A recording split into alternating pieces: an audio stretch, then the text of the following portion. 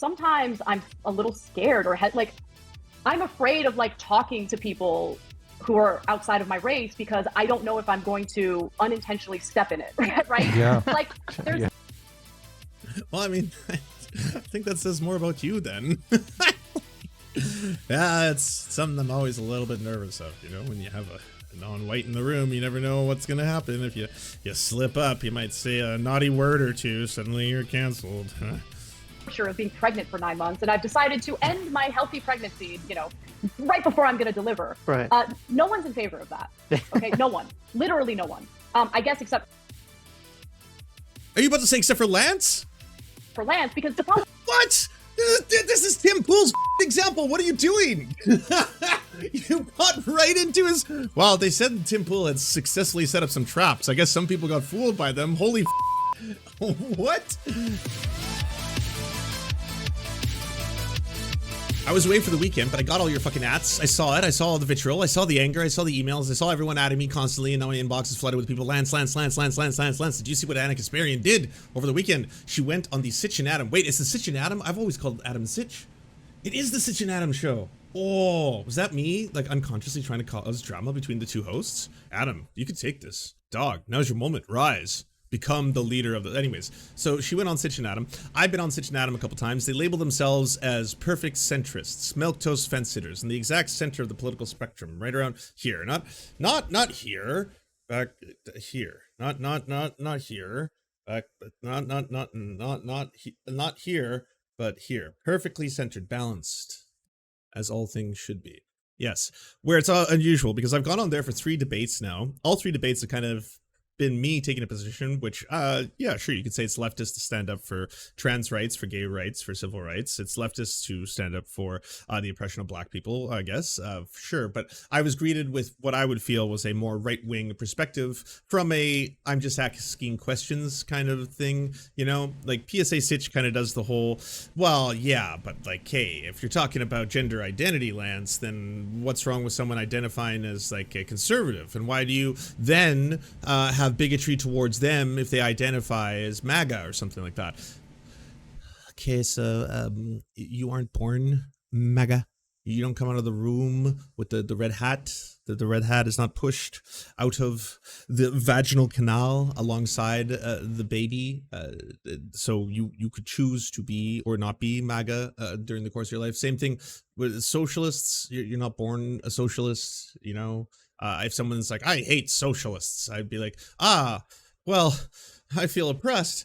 No, I would be like, most likely you despise parts of it that I'm going to assume you misunderstand, or perhaps you just don't like aspects of socialism, but that's what you hate. I'm not going to take it personally as this is an attack on every single person who was born a socialist, because that's a true thing. So that's been my experience with Adam and Sitch. Centrists who usually platform a lot of right-wingers, a lot of far right-wingers too. Sargon of Akkad is known to go on that show and then call me the F-slur and then disappear before I can confront him about anything. He doesn't want to have a conversation with me.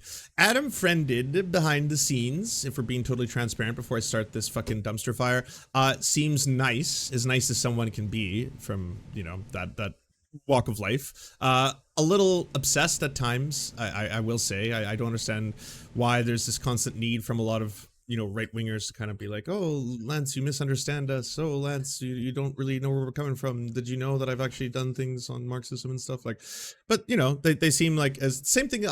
People were like, hey, behind the scenes, Lance, was Tim Pool, was he a fucking asshole to you? Did he call you a lot of names? Were they weird and creepy and like fascist? Like, no, they were incredibly hospitable, as I expected them to be. I didn't expect to walk in there and sit down and then be like, yeah, we want to eradicate trans people. No, I expected them to be very friendly and treat this whole thing like entertainment. And at times that irks me. There are times when, you know, the entertainment aspect of what we do, because we're entertainers. This is entertainment. This is content. Right now, I'm making content. This is not activism. I'm not doing a fucking activism right now. I am generating content by reacting to this spectacle, right? That's what we're seeing here. But still, you know, you'll still see that element where every single one of them, they can just turn the cameras off and be like, oh, great show, bro. That was good. Yeah. Well, yeah, but that's kind of big heated debate we were having about the civil rights and the existence of other people in marginalized communities, right? But we just turn it off. All right, the camera goes off, the screens goes off, and we just go back to our lives.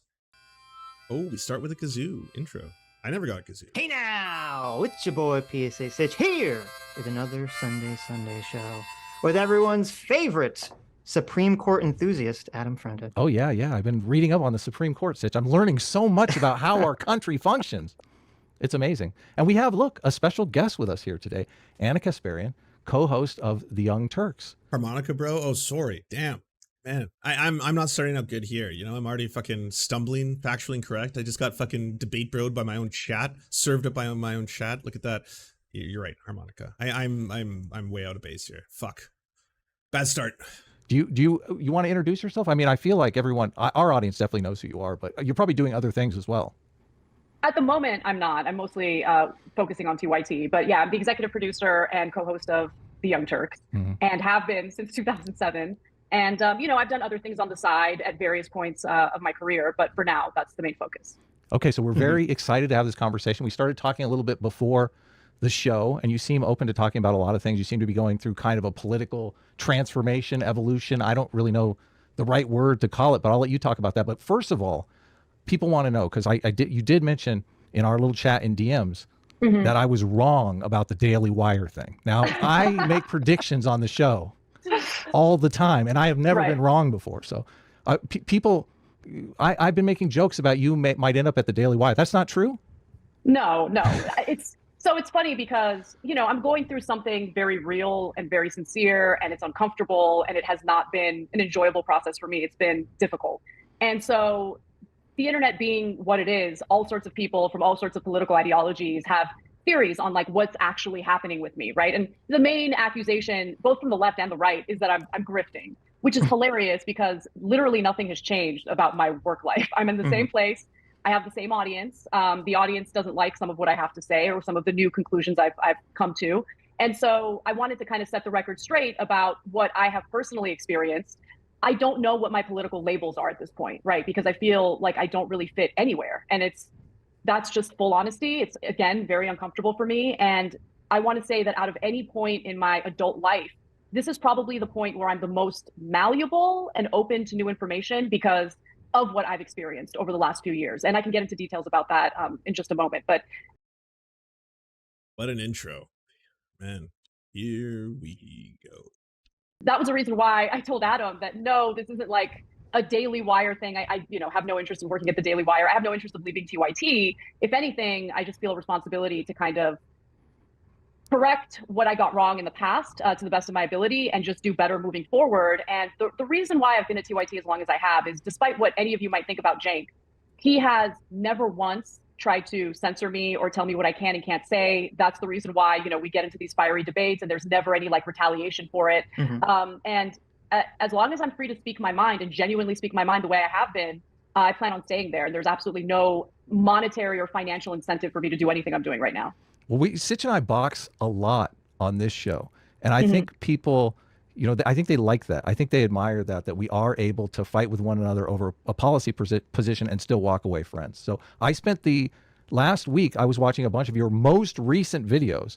And I mean, you're snapping back at Cenk quite often.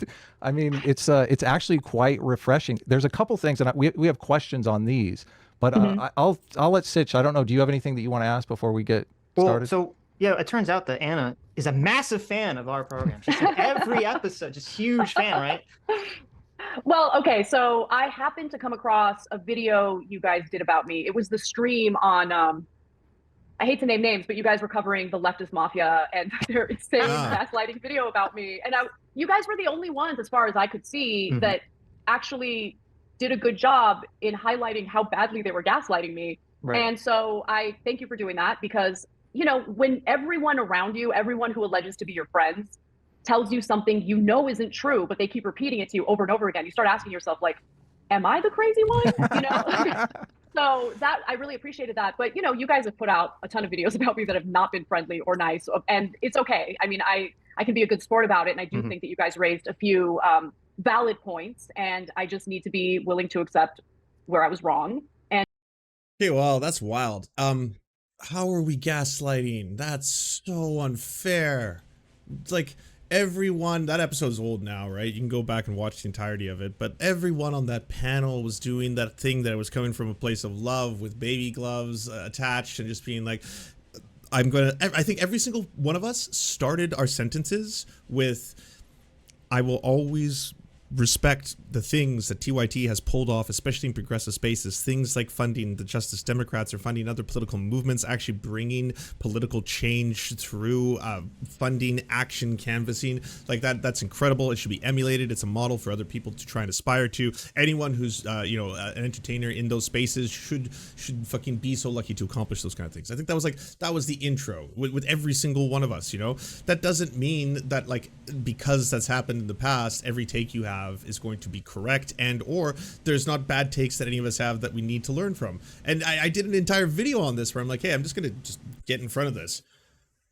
I fucked up a lot of times, especially as a cis person. I gotta say, as a sissy, we fuck up. I've had to learn a lot. I've made transphobic jokes that were clearly not appropriate. They were inter-community jokes that I shouldn't have participated in as a cis person. I have made posts where trans activists who come out and they've emailed me or DM'd me and been like, hey, by the way, Lance, I know you mean well, but this is actually kind of regressive because of this. And I'm like, oh my God, I'm so sorry. Yeah, no, blah, blah, blah. That's not like I'm beholden to the trans agenda. That's me being like, because there are times when you get criticisms, which even if they're in good faith, I will disagree with, because I'll be like, well, yeah, but like the majority of people who are talking about this, especially from that marginalized community, they're specifically describing it this way. So I respect you disagreeing with me, but I'm going to have to disagree, right? It's not like anything that any one trans activist does, we all have to lock and step NPC group think, and then immediately we're all just like in the same spot, right? Yes, no, we have the orders. Yes, the new rules have been put in place. Now that we have the new rules, we will obey the trans agenda.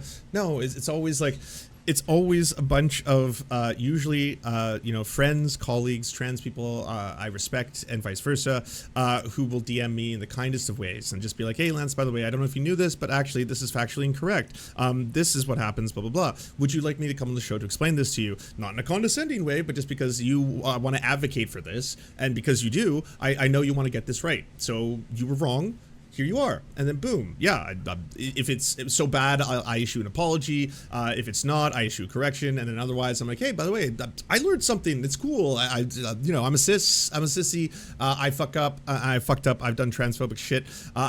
Like, broadly speaking, society is transphobic. We've all been programmed with this fucking shit in our heads, these gender stereotypes, this archetype, man, woman, boy, girl, two genders, men, strong, protectors, conquerors, defenders, women, empathetic, caregivers, nurturers. This is the world, this is the paradigm, everything must be those two things, no possible other outcomes. And so yeah, it's like you'll slip into familiarities, you'll slip into things where all of a sudden you're like, oh, okay, well, yeah, I didn't know that.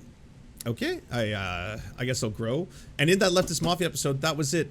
It was a team of people who were like, yeah, I know Anna knows that she's wrong, because here's a clip of Ana Kasparian explaining my position and explaining it eloquently. Here's her talking about conservatives who were against the term birthing people, and here's, her saying outright that this is not to remove anything about the real experience of women, and how, yes, half the population of the United States is now at threat for having their bodily autonomy removed. Takes nothing away from that by also adding that there are people who give birth who are not women. So that's just a little bit of, it's a comma.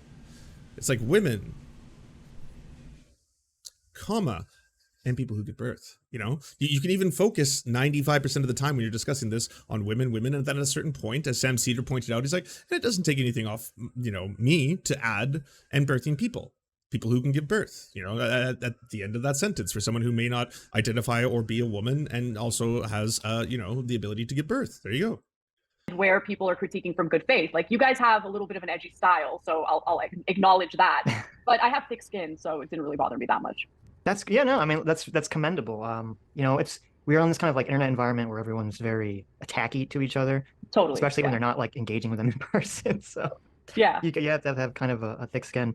And I know, but I mean, you're talking about earlier, and one of the things that we always commended you on was, when you publicly came out and you said that you were wrong about the Rittenhouse video, which, I mean, most people, when they make a mistake, they just try to hide it, or they try to shift blame. Jimmy Dore very, famously shifted blame to his producer. And I thought it was really commendable that you came out and you're like, no, I got this wrong. And you were trying to trying to show, not just do this like for your sake, but to say like, listen, audience, you need to understand that this is the story, and I don't want you guys to have the wrong information.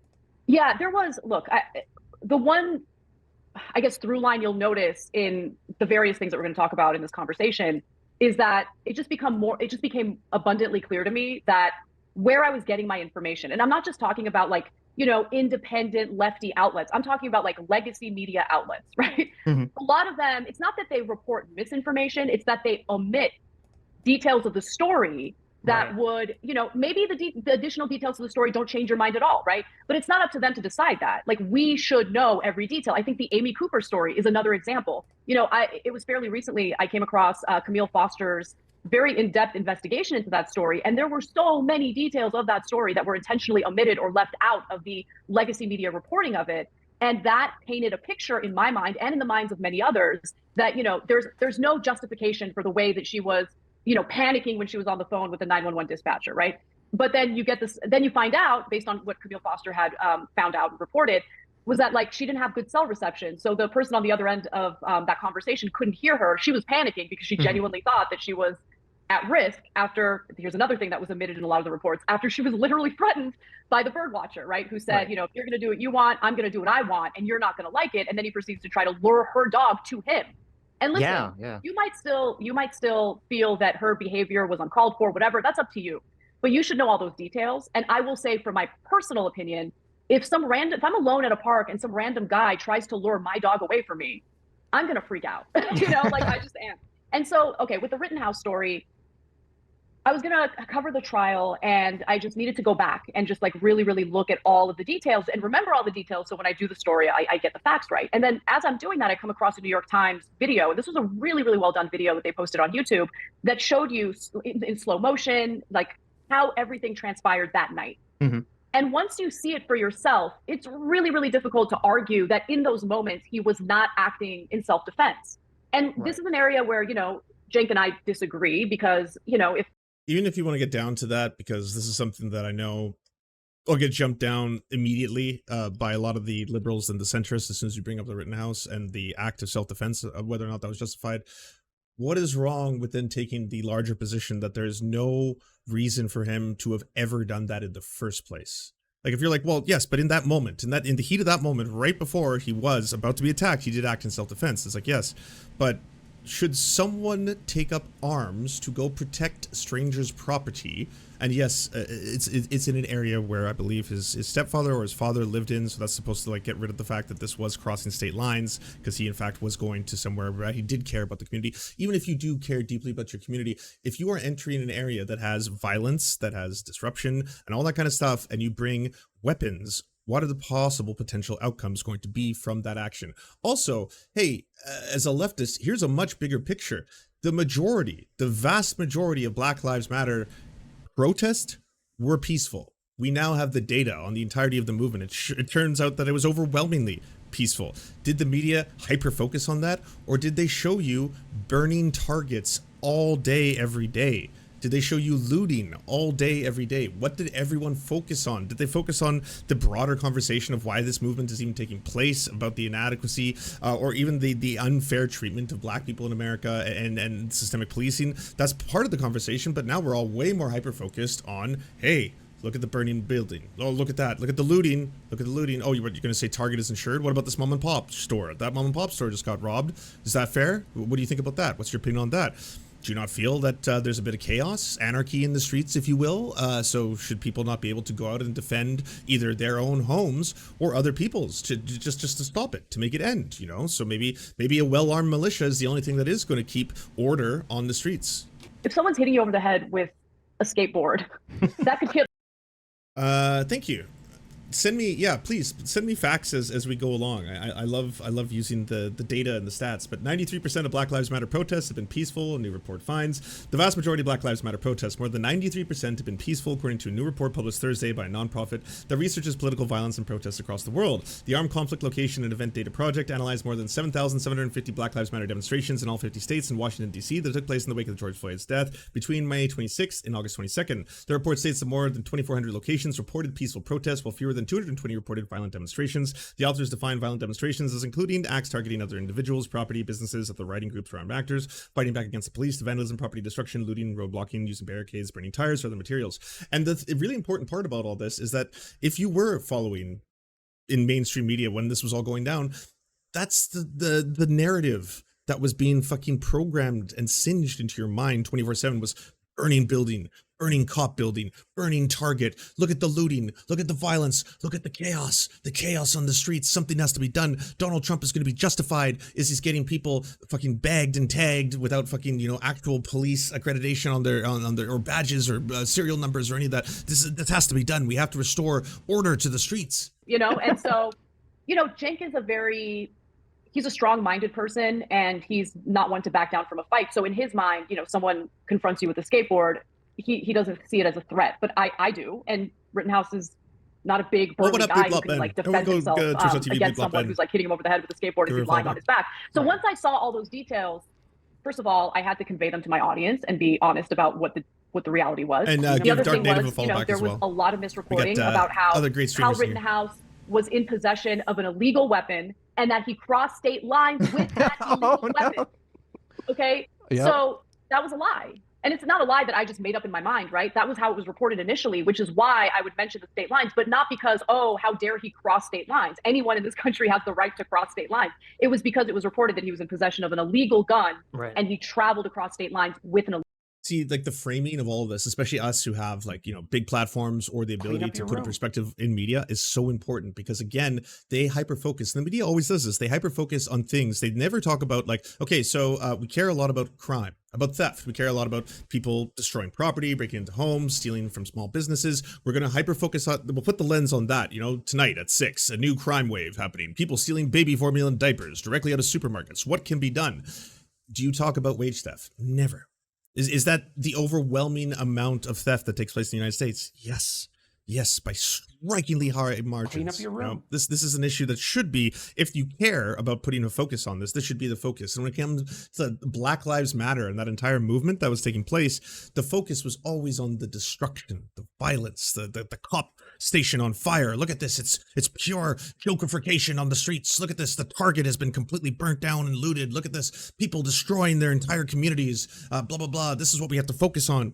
And it's the actual, let's take a step back. Let's look at the bigger picture and let's look at what we have the ability to focus on. Because yes, you can poke holes in a lot of things as they were being reported and covered on this issue because it was so heavily dissected by both sides and politicized incredibly, right? This was one of the key moments of, the entirety of the Black Lives Matter, the second wave that came after the murder of George Floyd. And this was one of those big moments was, of course, Kyle Rittenhouse, did he act in self-defense? Was he justified in what he did? Initial reports said that he had taken a weapon across state lines. Initial reports said that he was actually defending property in an area in which he did not live.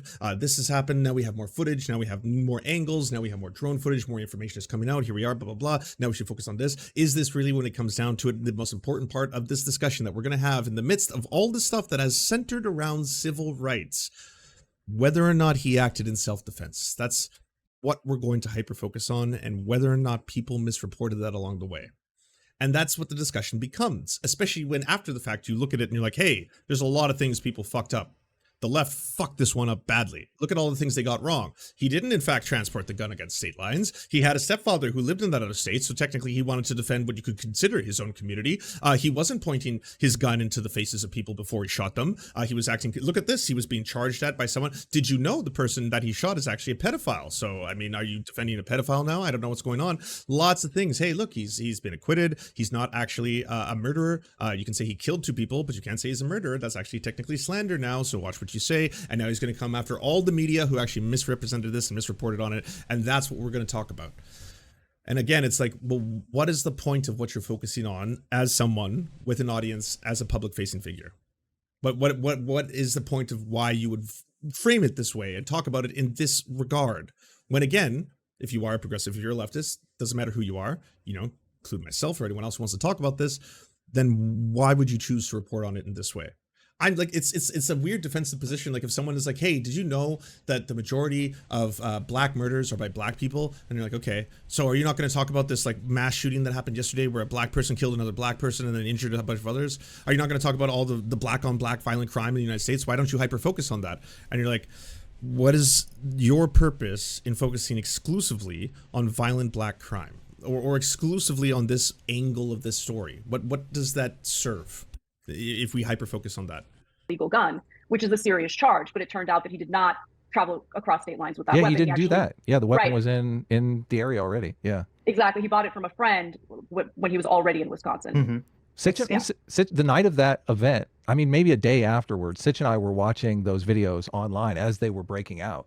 And I saw the reporting was basically wrong on CNN the night the viral videos were released. Don Lemon was saying, you know, a white kid shoots into a crowd of Black Lives Matter protesters. And I'm like, what?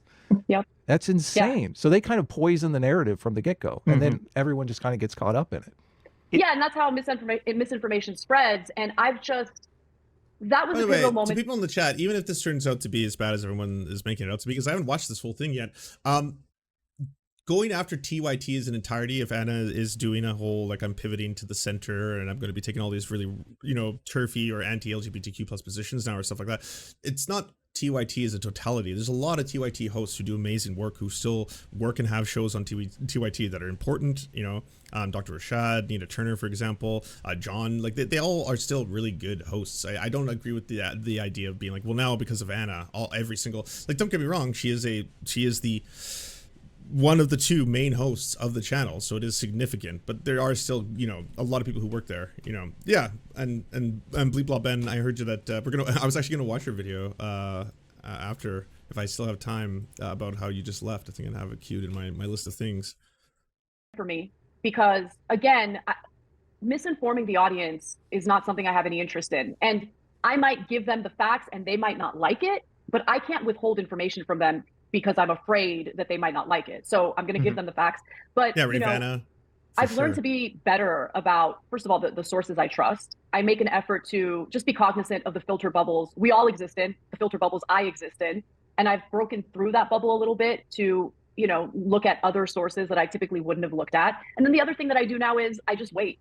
You know, I think the story involving the so-called city bike Karen is a good example of that. The main show, because TYT consists of many different shows, right? The show that I'm the executive producer and host of is the main flagship show, The Young Turks. And prior to that story breaking, I had a meeting with my team and I was like, listen, I don't want you guys pitching stories about random individuals in the country who are caught in an out of context video, allegedly behaving badly. I think these stories are divisive. I don't think we usually have the full details before we talk about these stories. And honestly, at the end of the day, engaging in these witch hunts is actually causing more division and hate in the country than anything else. So like, if there's a story that's particularly like jarring and you guys really do want to cover it, that's fine. But just understand that we are going to wait. Like, we are not in the business of breaking news. I don't give a shit about being the first in reporting the story or whatever. I want to make sure that when we do, we actually report it correctly and we don't have egg on our face later. Now, there are a bunch of other shows on the network that I have no say over, that I have no control over, who, you know, inaccurately reported on it and had to issue retractions. They had to take videos down and all that stuff. And I just think that was a teachable moment, hopefully a teachable moment for everyone in the company. But certainly, you know, this is an ongoing conversation I have with my team. And luckily, I don't know how I did it. I feel like I found unicorn producers because they're really smart, super open-minded. You know, they're less interested in this left versus right or partisan garbage, and they're more interested in making sure that if we're going to report stories, we get it accurate.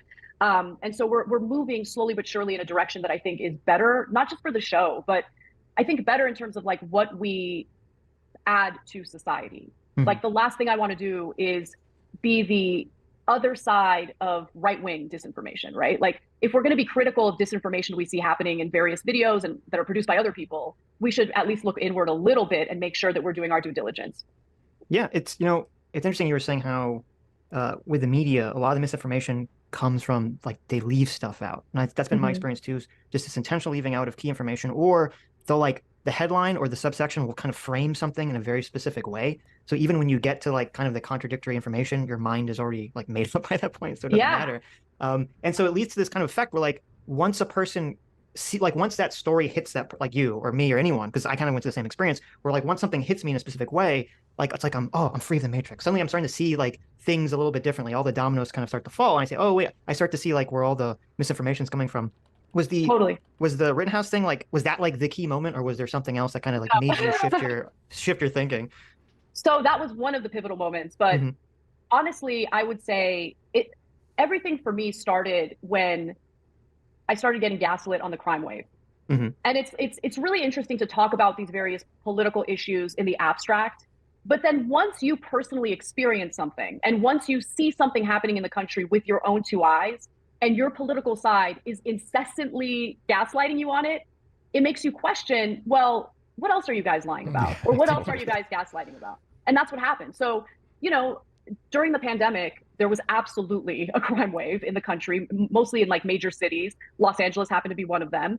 And, you know, I talked about how I, you know, was assaulted. Well, actually, let me give you the details again, because there's an element to that story that I've never shared with anyone that also explains where my head's at now. Mm-hmm. So, you know, as I was walking my dog one day, there were these two guys. They appeared to be homeless. They appeared to be on something. They looked like they might be methed out or something because they were kind of acting erratically.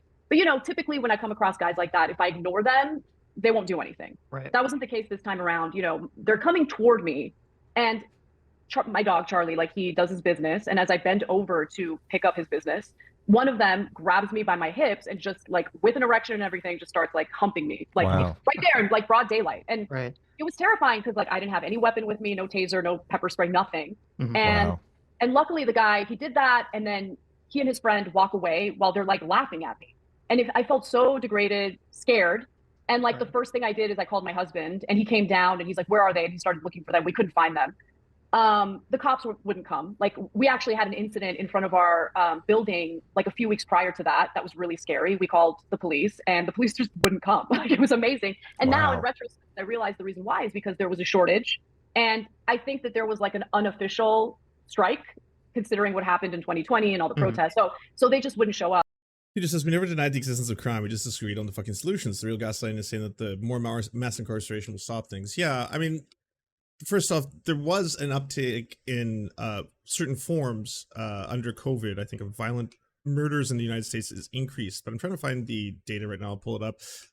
I think this is a midterm point that you hear like repeated a lot, that like violent crime is increasing and out of control in the United States. And I don't think that anything has reached, you know, the pre-1990 levels where the United States saw those incredibly large crime waves. But I'm going to pull it up here because I don't know if it's even as bad as it's made out to be And right now. I just didn't even That's not to downplay or discount anyone's lived experience. It's fucking horrifying if someone is like either abused, sexually assaulted, physically abused, physically attacked, any of that kind of stuff. No one is going to be on the other side of that issue. Like, no one is going to be like, oh yes, well, I would like to have a system in which more people can commit more violent acts against people. No, it's like, all right, so the current system as it is in the United States, which is a system of mass incarceration combined with profit, because there are for-profit prison systems, for-profit prison companies, and for-profit prison amenities. There's a variety of things that you can outsource to other companies that are going to handle it, you know, within the prison system itself. So is that resulting in lowering effectively the amount of violent criminals? Is it effectively, because you have the highest rates of incarceration in the world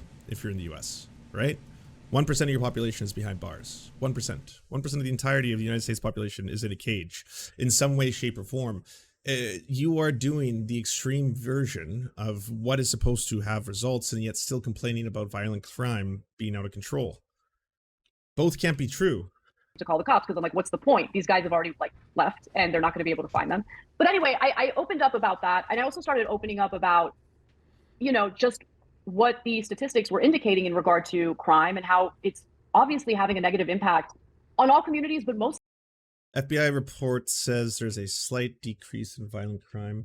U.S. violent crime has decreased slightly last year, even as the number of murders edged higher than rising sharply at the height of the pandemic than the previous year, according to the new FBI report. The report comes at a time when many Americans worry about violent crime, and the issue has come to dominate public discourse. But the FBI cautioned against putting too much weight on the data.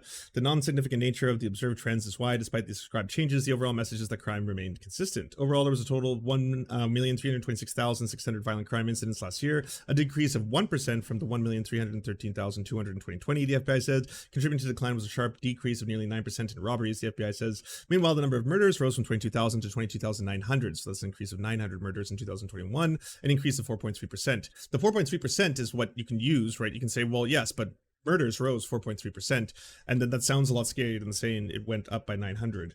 In 2020, homicides jumped by nearly 3% in the largest surge ever recorded by the FBI. While latest FBI crime figures come with caveats, independent researchers tracking violent crime trends have reported similar patterns. Research by the Council on Criminal Justice, or the CCA, and others suggest the spike in violent crime in 2020 appears to have plateaued. The recent CCJ report estimated that homicides fell 2% during the first half of 2022. Criminologists question whether the usefulness of FBI's latest crime data, noting that large gaps in data were because of the lack of police department participation in the FBI's new crime reporting system. In the past, the FBI used the system to report on general trends in violent and property crimes, but last year the Bureau rolled out new reporting systems that provided granular data, such as information on the types of weapons used in violent offenses. Participation in the system, called the National Incident-Based Reporting System, is voluntary. However, many police departments have yet to make the switch. While participation on the old system hovered around 90% in recent years, just 63% of police departments submitted data. So yeah, guys, I would qualify that as unreliable. Let's look for others. Data from big cities suggests most violent crime fell last year. It's widely known the U.S. doesn't have reliable federal data on crime trends, but a new report on Thursday aims to provide a snapshot of what happened in dozens of the nation's largest cities. Homicide and gun assaults in those cities fell in 2022. At the same time, robberies and property crime rose, and motor vehicle thefts and carjacking continued to trend upward, according to the report by the Council on Criminal Justice. In the latest attempt by researchers and organizations to provide policymakers, law enforcement, and general public information when issues of violent crime and criminal justice reform are at the center of U.S. discourse. The report from the Council on Criminal Justice, a think tank with hundreds of members focused on criminal justice policy, analyzed police data from monthly crime rate for 10 violent property and drug offenses in 35 cities. The cities included cover about 3.37 million residents to make their crime data. Trends in 2022 were largely the inverse of what happened in the U.S. amid the height of COVID in 2020 and 2021, when violent crime rose and property crime decreased. According to the report, homicides fell by 4% in 2022 based on data of 27 of 35 cities in the study. The finding is in step with the data from other groups such as research firm Datalytics, which covers data on murders of police departments in nearly 100 cities. The firm found murders rose in 2020 and 2021, but declined nearly 5% in 2022. Jeff Asher, the Datalytics co-founder, has been tracking the trends since 2015, said 25 cities with available data and found shootings were down in 18 of the cities, with some seeing substantial declines. While the decline in murders and shootings is heartening, he said the U.S. murder rate in each year since 2020 has remained at elevated levels not seen since the 1990s. So here's the U.S. murder rate. And like I said, 95 is around, or 92, it was around the peak here. And then you can see a very sharp decline that declined all the way until about 2013. And then there's certainly an increase in the COVID era of the U.S. murder rate. Carjackings are increasing. 27 have seen a rise since the beginning of the pandemic. Thank you, Jay's Musings. You're right, she's clearly wrong here. Now, what for fuck's sake we need is universal healthcare, like we're really working towards a collective group. I feel like we're nuking our own. Where does the line start and end? Just like we're losing sight of the end goal, unless the goal is to draw out our lines. I mean, I don't think that just because people do good work that if they start having bad takes, then they should either be absolved or ignored, because they still do have massive audiences and massive people who follow their platforms. So yeah, the reason I'm calling out Ana specifically with these takes, by the way, is like she called out the leftist mafia, saying that we were unfair and that Adam and Sitch actually had a much fairer understanding of what had actually taken place, back then. And like I said back then, like Professor Ana agrees with us. Like Ana, in her own words, when it came to birthing people, was saying that exact same thing 11 months ago. And reproductive freedom was already, they've determined this is the law of the land. We're not going to touch it. First thing they do is they reverse it, of course. So they were going to explore that. Very important issues, especially in the new climate that we're living in, where a 10-year-old gets raped in Ohio, gets pregnant as a result of that rape, and has to travel out of state to Indiana to get an abortion, okay? So this is an important issue. And bad faith, right-wing, culture war manufacturers like Josh Hawley decide to hijack this important hearing to, of course, create more content that they can use to campaign on. That's what this was about. And I think the way that Kiara Bridges, who's the expert testifying there, the way she handled it was, I think it was fantastic. It was masterful. Because she dismissed, she was informative, but more importantly, she dismissed him. And he, along with other Republican lawmakers, deserve to be dismissed on this issue, because it's bad faith. They know there's a difference between gender and sex. They know that it is very possible for someone to be born a biological male or a biological female, but in terms of gender, identify differently as a male or non-binary, but they still have the biological capacity, the physical capacity to get pregnant. So that's why the language, the rhetoric is inclusive to include those people. It is not a big deal, but they make it a big deal. They manufacture it into a big deal because that's all Republicans are. That's all they have. This is all they do. I agree with Ana. But what's she saying about Republicans? The communities that like BLM and leftists claim to care so much about, the disadvantaged communities, crime on the metro system in LA has been unbelievable. And the majority of people who take the metro, who take buses and public transportation, they're usually like immigrant workers. They're usually, you know, blue collar workers who, you know, don't have enough money to buy a car, for instance. And so I was like, why are you guys cool with just having these people deal with this kind of violence? There was like a phase last year where people were literally being set on fire randomly on Wow. buses. And that would get no attention, no news coverage, and it would infuriate me. And so when I opened up about what happened to me in my own neighborhood, what I thought was telling was how everyone, not everyone. Just because she doesn't want to be called a birthing person doesn't change any of that. But see, the thing is, it's a non-problem because no one is forcibly saying that she can only be referred to as birthing person. Like no one's trying, not activists, not LGBTQ advocates, not anyone in the opposite direction is saying you are no longer a woman. You can only be referred to as birthing person from here on out. It's inclusive language to include other people. It's, hey, this, you know, draconian measures passed by the Republicans are looking to limit the bodily autonomy of women and people who give birth. Comma. But some people accuse me of pushing racist stereotypes. But I had never, ever disclosed the race of these two individuals, ever. Yeah. But they just assumed that these two guys were black. They weren't Wow. black. They were two white guys. But like, I never shared that publicly because I didn't think the race really mattered, right? What actually happened mattered. And I thought the reaction to it by the people who were supposed to allegedly want dignity for everyone reacted to it. Like that really bothered me. So that was the beginning of it. I would say that's what started me questioning everything and wanting to like look deeper into everything. And then other things happened. So the misrepresentation of what was happening to Asian Americans. So there would be all these videos of Asian Americans getting sucker punched or hit over the head with, you know, whatever. And the main narrative on the left was, this is anti-Asian hate. Yeah. But actually, if you look at all of those stories individually, it usually involved like a repeat criminal or someone who's just been left on the streets with severe mental health issues, like people basically carrying out these acts of. I mean, there was a statistical increase in the amount of anti-Asian hate crimes that happened. It did happen in large part due to a lot of the xenophobia being promoted by the president of the United States at the time, who was trying to vilify entire groups of people with, you know, somehow this, and it's like, this is a time-honored racist tradition among xenophobes, you know, the Spanish flu, for example, calling it the Spanish flu specifically. And the same thing Trump was trying to do, was calling it the China virus, or the Wuhan virus, or the China flu, or all that kind of stuff. Is there a one-to-one where every single time Trump says that, boom, that was the cause of someone committing an anti-Asian hate crime? No. And you know, I don't have any stats or data to demonstrate that as being the effective reason. But like, that doesn't mean that every single one at the same token in the other direction, we're all just being committed randomly by criminals.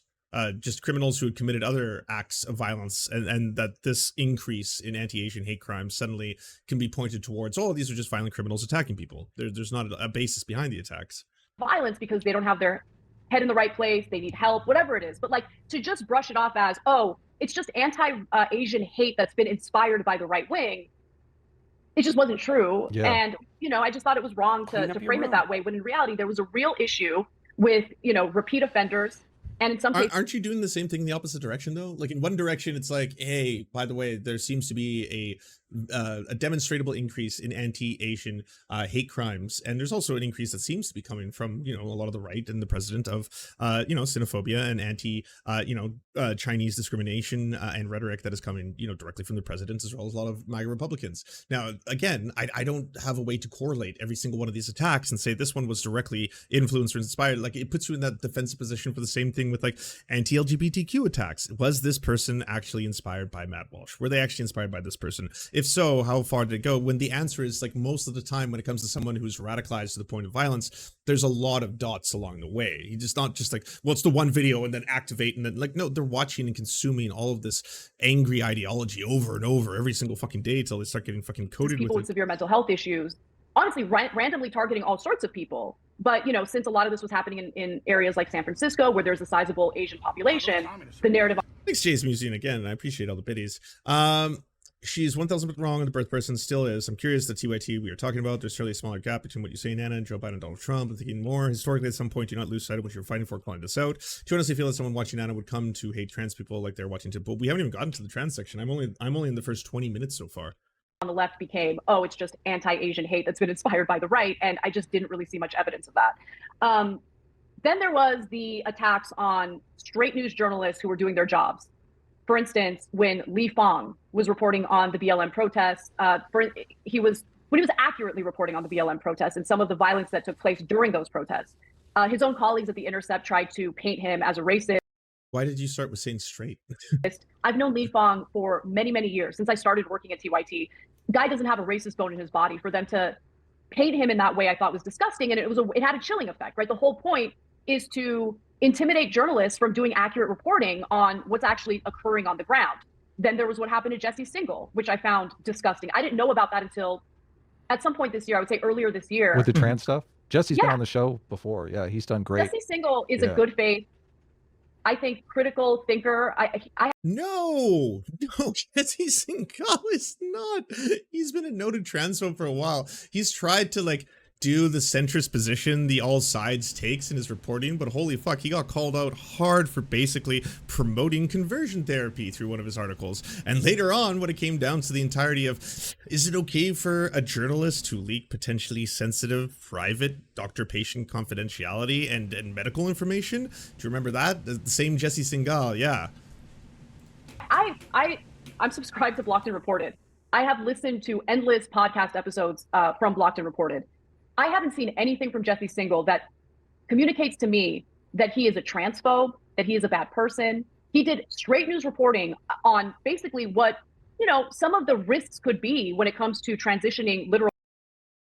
He literally wrote an article defending someone who believes in conversion therapy for trans kids. The second prong is therapy for the boy, to help him adjust to the idea that he cannot become a girl, to help him teach him how to minimize social ostracism. Zucker does not teach boys how to walk in a manly fashion, but he does give them feedback about likely consequences of taking a doll to school. The third prong is key. Zucker says simply, the Barbies have to go. He has nothing against Barbie dolls, of course. He means something more in general. Feminine toys and accoutrements, including Barbie dolls, girls' shoes, dresses, purses, and princess gowns, are no longer to be tolerated at the home, much less bought for the child. Zucker believes that toleration and encouragement of feminine play and dress prevent the child from accepting his manliness. Common sense says a boy who wants to play with dolls so much that he's willing to risk his father's wrath and his peers' scorn is unlikely to change his behavior due to inconsistent feedback, sometimes forbidding, sometimes tolerating, and sometimes even encouraging it. Inconsistent parenting like this is ineffective in stamping out any kind of unwanted behavior. This article, by the way, how the fight over trans kids got a leading sex researcher fired. Obviously coming from and taking the position of, you have to have a conversation about this. Things may have gone too far. This is a leading researcher, And if you look closely what really happened, if you read the review, which CMAH has pulled off its website, speak with the activists who effectively wrote large swaths of it, examine the scientific evidence, and talk to former GIC clinicians and the parents of patients who worked with, it's hard not to come to an uncomfortable, politely incorrect conclusion. Zucker's defenders are right. This was a show trial.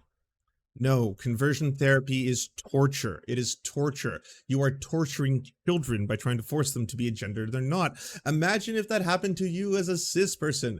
That would be it would fuck with me so much if both my parents were like, Lance, you're a girl. You're a girl. You got to be a girl. So this doesn't feel right. No, you got to do girl things. We're taking away all of your boy things because those are boy things. You can't play with boy things anymore. You have to wear dresses. We want you to put on makeup and a wig and start walking in a certain way, and your voice can never become that. Shit would fuck with you. You what the fuck? It would be torture.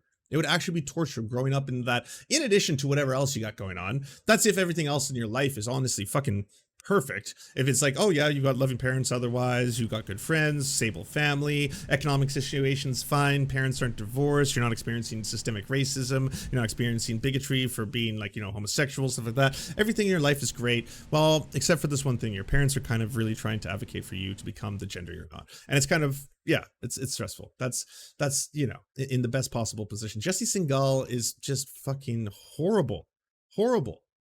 Kids with puberty blockers and then cross-sex hormones. And through his reporting, which I'm very sad to say I didn't really come across until this year, I learned that I was wrong about a bunch of other things, right? So for instance, it is a lie that puberty blockers are reversible. Ben just vaguely tweeted about me, probably. Spare me a thought for the Twitter detectives who can't spend any time with their families on the fourth because they need to prioritize going through Ana Kasparian's interview on stage frame by frame, like the Zapruder film looking for problematic turns of phrase. I'm looking for them, and soon I will get my clips. I'm mining this for the clips, you see. Soon we will truly trap Anna and her ways. I've been one of the people on the exact end of this, the opposite end, especially as part of the either leftist mafia, who had to spend months being like, hey, by the way, from a place of utmost respect, and I have nothing but respect for Ana and Cenk and what they've done. I'm not just saying this as someone who's been a guest star on their shows before, but I just mean in general, based on the work that they've done in doing real world canvassing action, Justice Democrats funding these political movements. Incredible. I'm going to talk about that and sing their praises and preface with all of this for a really long time, so I can, in the best of faith, say, this birthing person take is wrong. I know because here's you agreeing with my position verbatim. Here's the clip. It's still up on the Young Turks YouTube. Here's you saying all the things that I'm saying right now, but you're now either choosing to ignore them or you've changed your stance on them, and you don't think inclusive language in this regard is acceptable. In some cases, they are not, and they can cause irreparable harm. And look, I don't know if he's. It could be about me, but it could also be about a lot of other people. I have no proof that that's about me. There's every person is covering this right now. Of course it is. I'm sorry. Are we suddenly surprised that this is how, like, when I do something like, hey, I'm going to Tim Pool to go debate Tim Pool. The next day, every single streamer is watching my debate with Tim Pool and analyzing it. I don't think they're analyzing it looking to, like, expose, unless they already come from a position of hating me, right? But I don't think they're looking to expose everything that Lance got wrong step by step.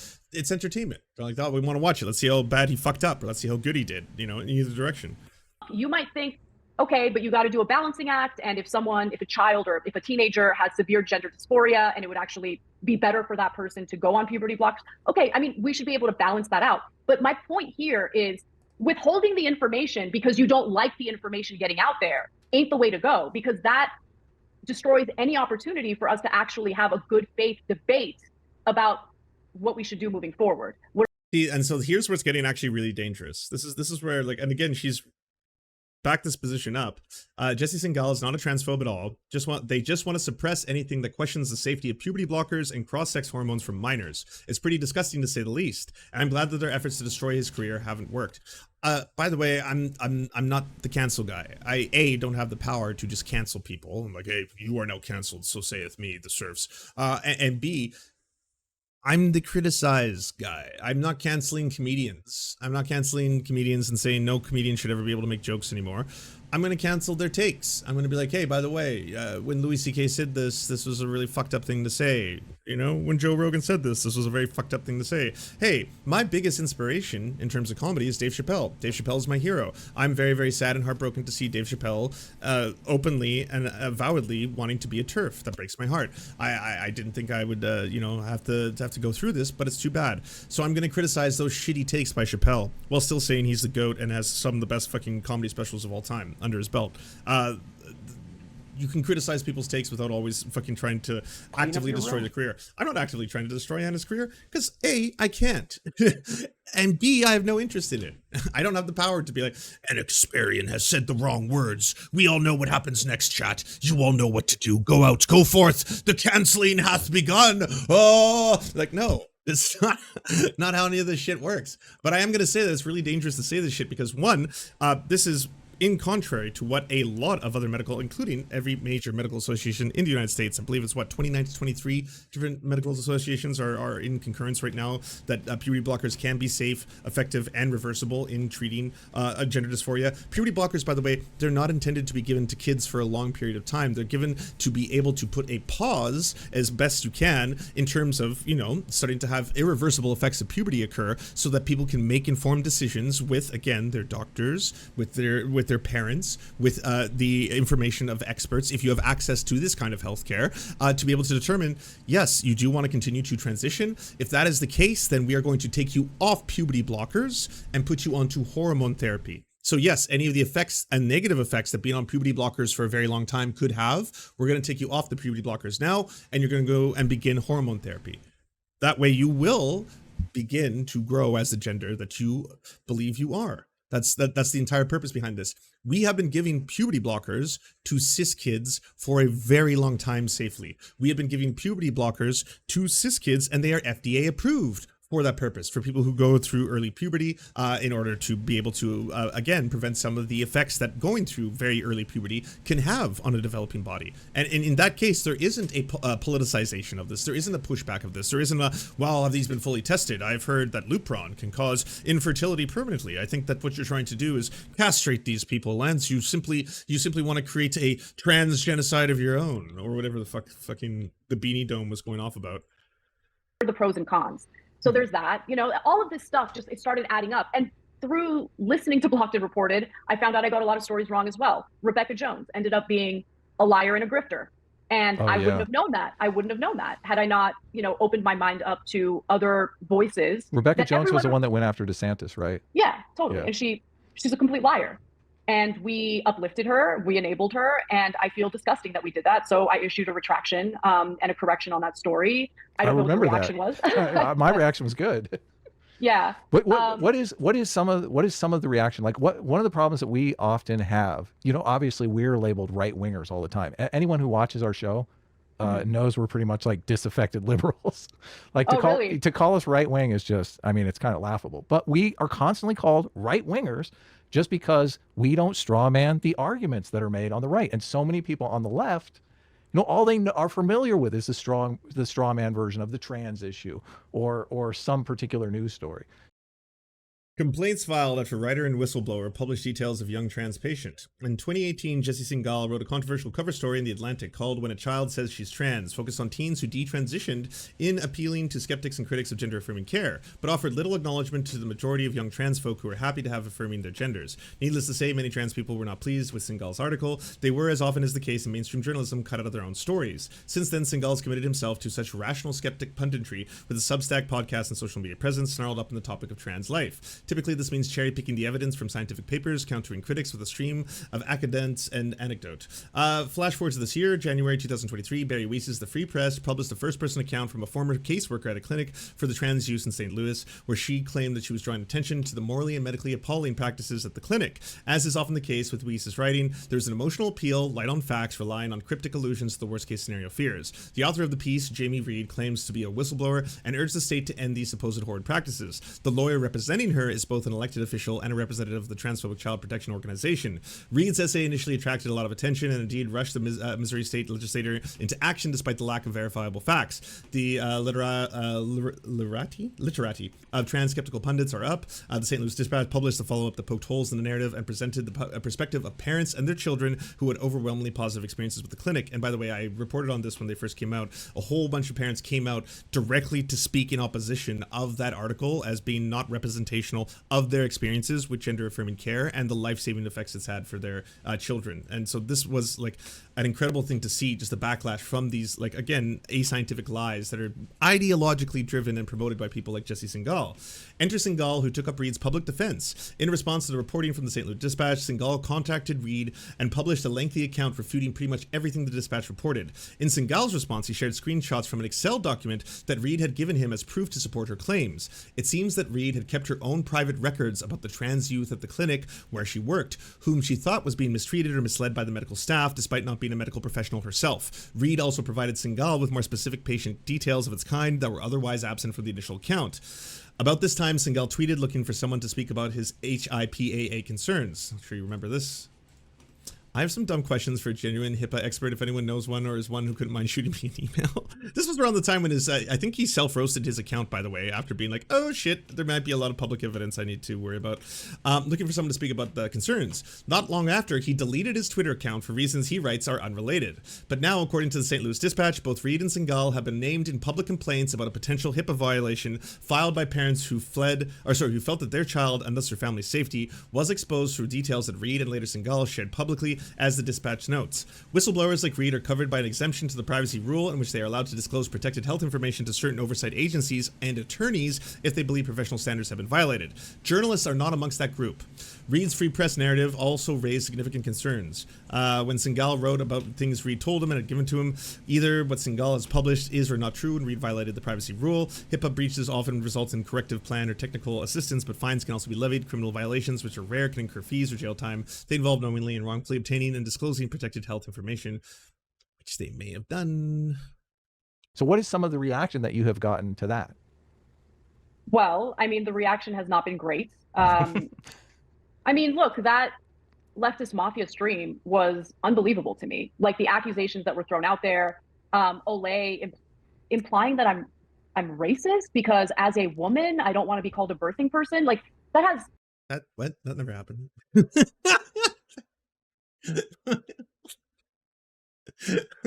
What?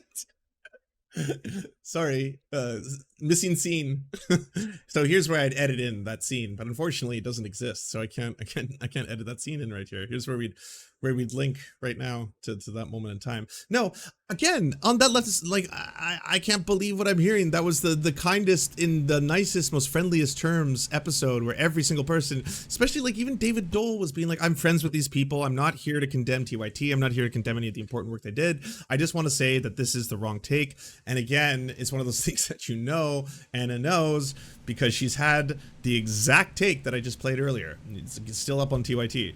I mean, race didn't come up at all until she brought it up. And then she was the only one on that stream who brought race into it and like made it abundantly clear that she's got an issue with white women and just thinks they're all the same. Wait, what? Well, I mean, the anti-white racist.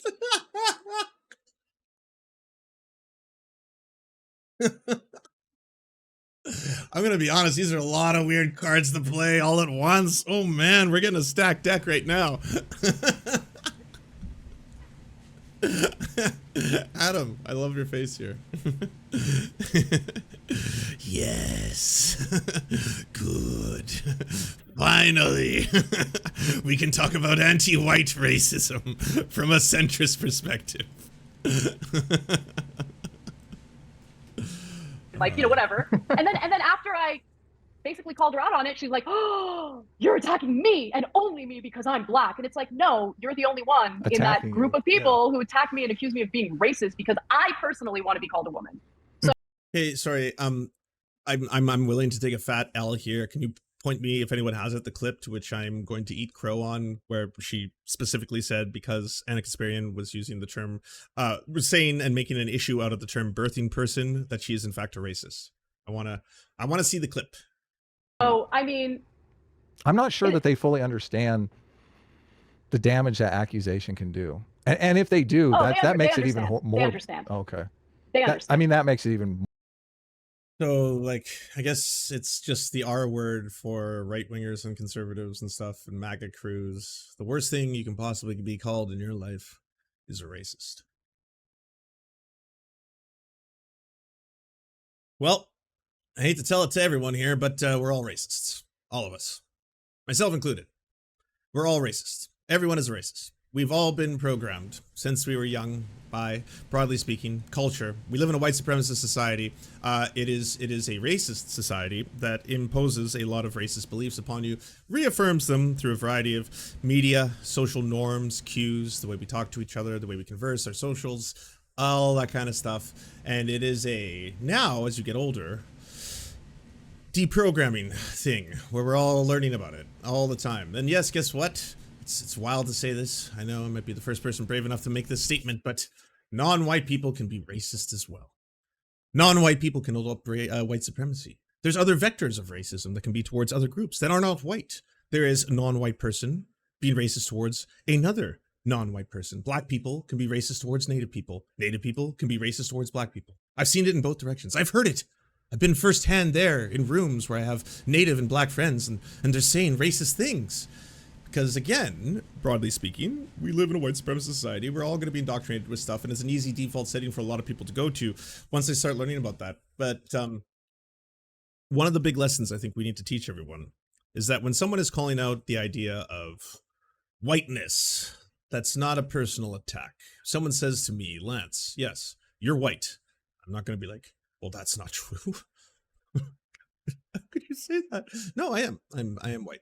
I'm incredibly white. Yes, because again, whiteness. It's whatever is deemed to be white at any given time in society. Doesn't matter if my blood quantum would not pass the test. Doesn't matter if my mummy's native. I'm white. I'm treated as a white person, broadly speaking, by society, especially by the caps. My interactions with the police. Oh boy, do I have the white man's confidence. I'll tell you, both a man, you know, cis as fuck and white at the same time. Yes, well, I've talked my way out of many a police encounter using that white confidence in that moment. But when people talk about whiteness as a concept, it's about how it is an in-group and out-group. What is white can change. What is considered white can change. There is white on white racism all the time in European countries. How about Roma people? Are Roma people considered the whiteness? Are they considered white enough? Are they the one true white? Or do other white people consider them not to be white? Are they trying to exclude them from what is whiteness? Is whiteness changing over time based on location and history? Is whiteness changed in the United States?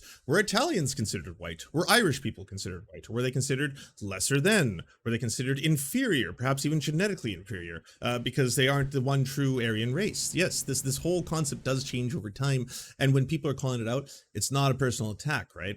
It's like, if someone is pointing out the way their lives are fucking hard, if someone's like, hey, by the way, Lance, yeah, you're not black. You're right, I'm not. Okay, so as a black person, Lance, I get racialized in these following ways. I'm like, okay, that's not a call out of me. That's not like, Lance, you did that.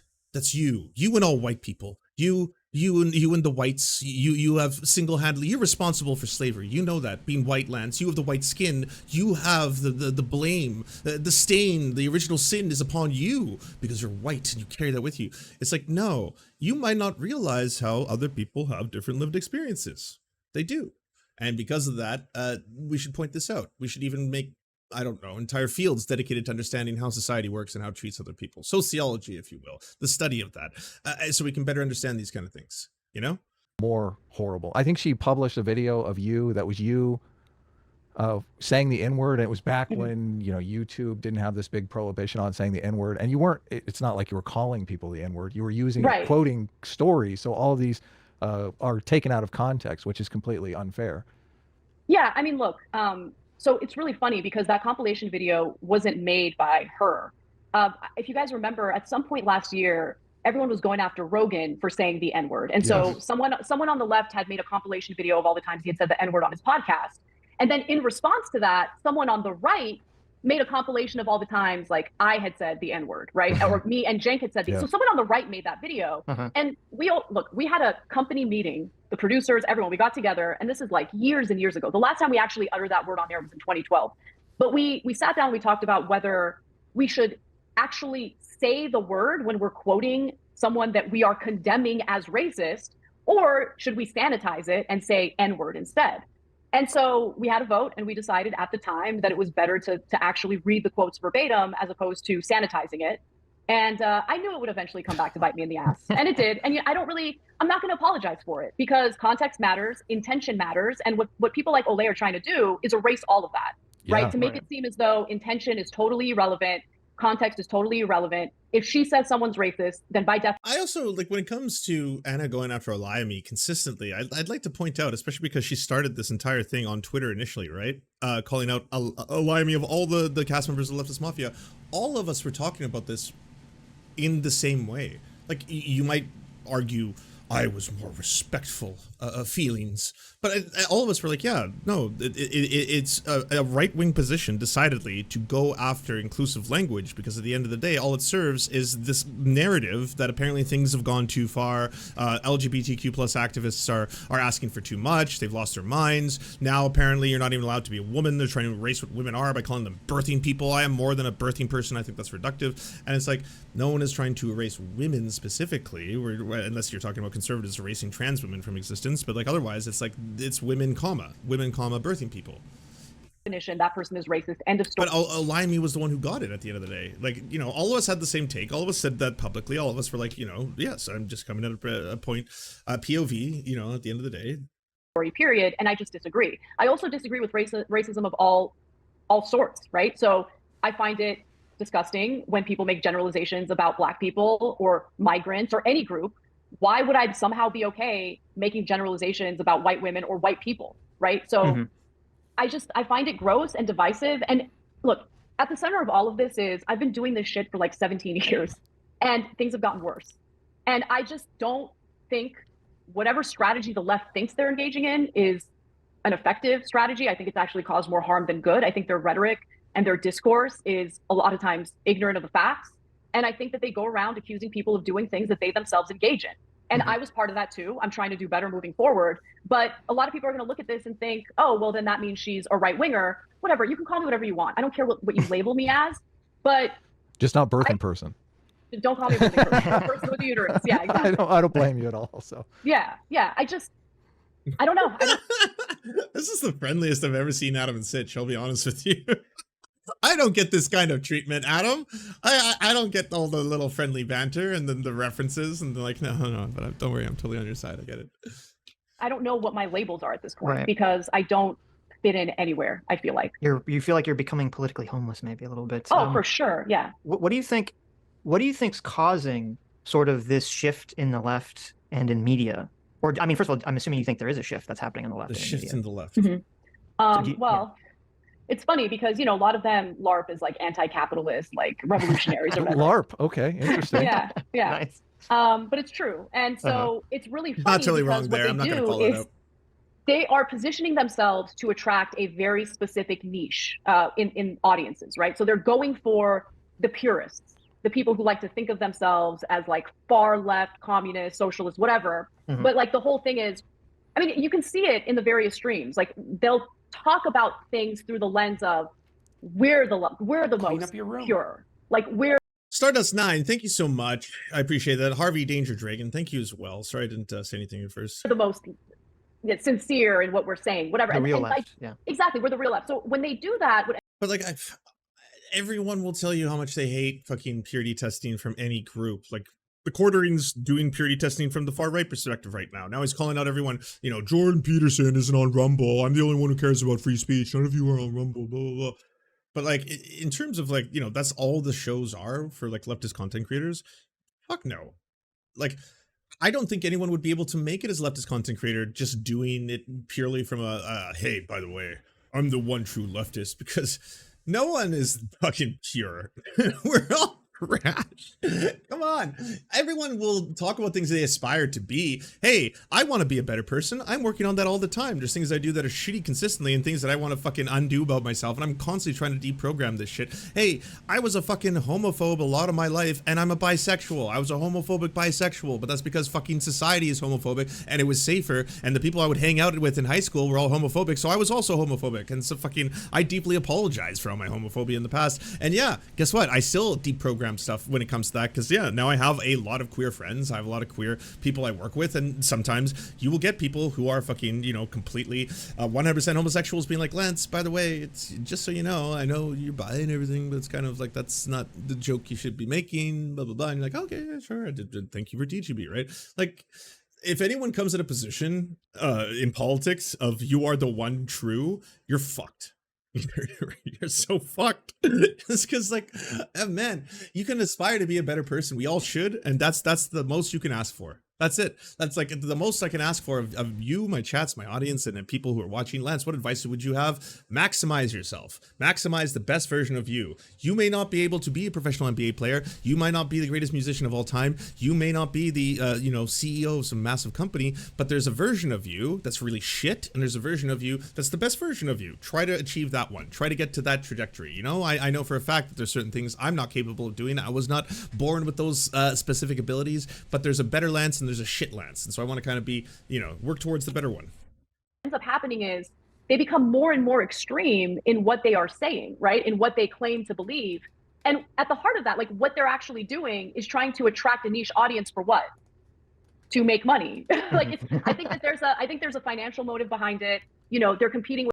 I'll just I'll give you guys full transparency for what I've witnessed firsthand as being a content creator for like 4 years and a streamer. There are times when my numbers were going wild, and the reason for that was that I was doing debates and conflict on a very regular basis. I was like, once a month I'd have some huge debate, and or I would be always butting heads with a massive other community, say like Destiny or DGG or something. That was around the Rittenhouse when there was debates about that, talking about I debated him on people versus property, and I would see the numbers you can see what conflict brings you, like this. And then all of a sudden it's like, holy fuck, I'm doing 1.1K right now, fucking, you know, fighting with all these people. And then all of a sudden the next day it's like you're back down to like 300, and all that dopamine and serotonin is like, and so all of a sudden you're like, well, I guess I gotta get back up on there. What panels are taking place today, right? That was the first time where I was like, I was being tempted and directed by numbers, by like success, by like, oh shit, this is, but it was also coinciding with like, I was very miserable. I was very unhappy. I wasn't like guiding my own streams the way I wanted, or my own show the way I wanted. I was following what other people wanted of you, you know, being like, oh, Lance, you should debate so-and-so. Oh, Lance, you should appear on this show. Hey, Lance, blah, blah, go on this panel.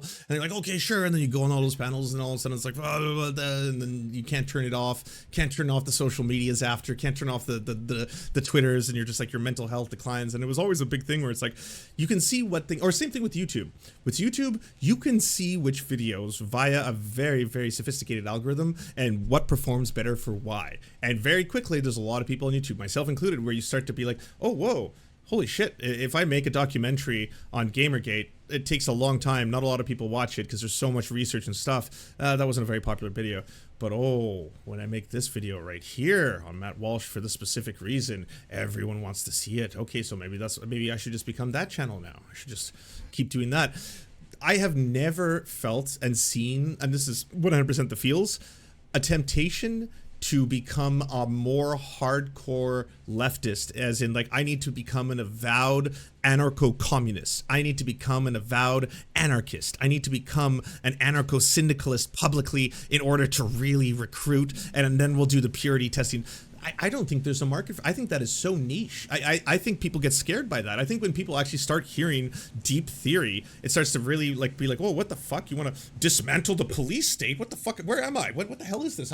I just wanted to talk about Bernie Sanders and healthcare. And then all of a sudden they've got like some anarchist hosts who's like, well, yeah, have you not read Stalin? Read Stalin? What the fuck am I doing? Like, I don't think there's as much a market for that as there is certainly in safer positions of like, hey, I'm going to appeal to what's already a pretty broad consensus, the liberal majority. A lot more liberals. They seem to all really like certain issues I talk about. So I'll appeal to the broad liberal majority, and that you can see is going to have more people who are like, oh, okay, well, maybe he's not an anti-capitalist disruptor. Maybe he just cares a lot about some queer issues or something. Maybe we'll pay him a little bit of mind, right? That's way more kind of like, you can see that visually being a potential success route than anything hardcore leftist. There's like, can you name, like, everyone's going to say Hassan, but Hassan is like, he's an anti-capitalist, sure. Is he an avowed anarcho-communist? Is he an avowed anarcho-syndicalist? Is he telling you every single day, hey, after you're done reading Fanon, you better be reading The Conquest of Bread, and when you're done with that, you better be reading fucking Luxembourg, and when you're done with Luxembourg, you better,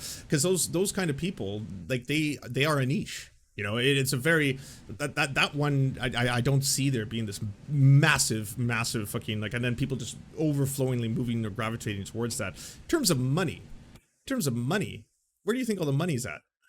Where do you think, like, drifting to the right, of course.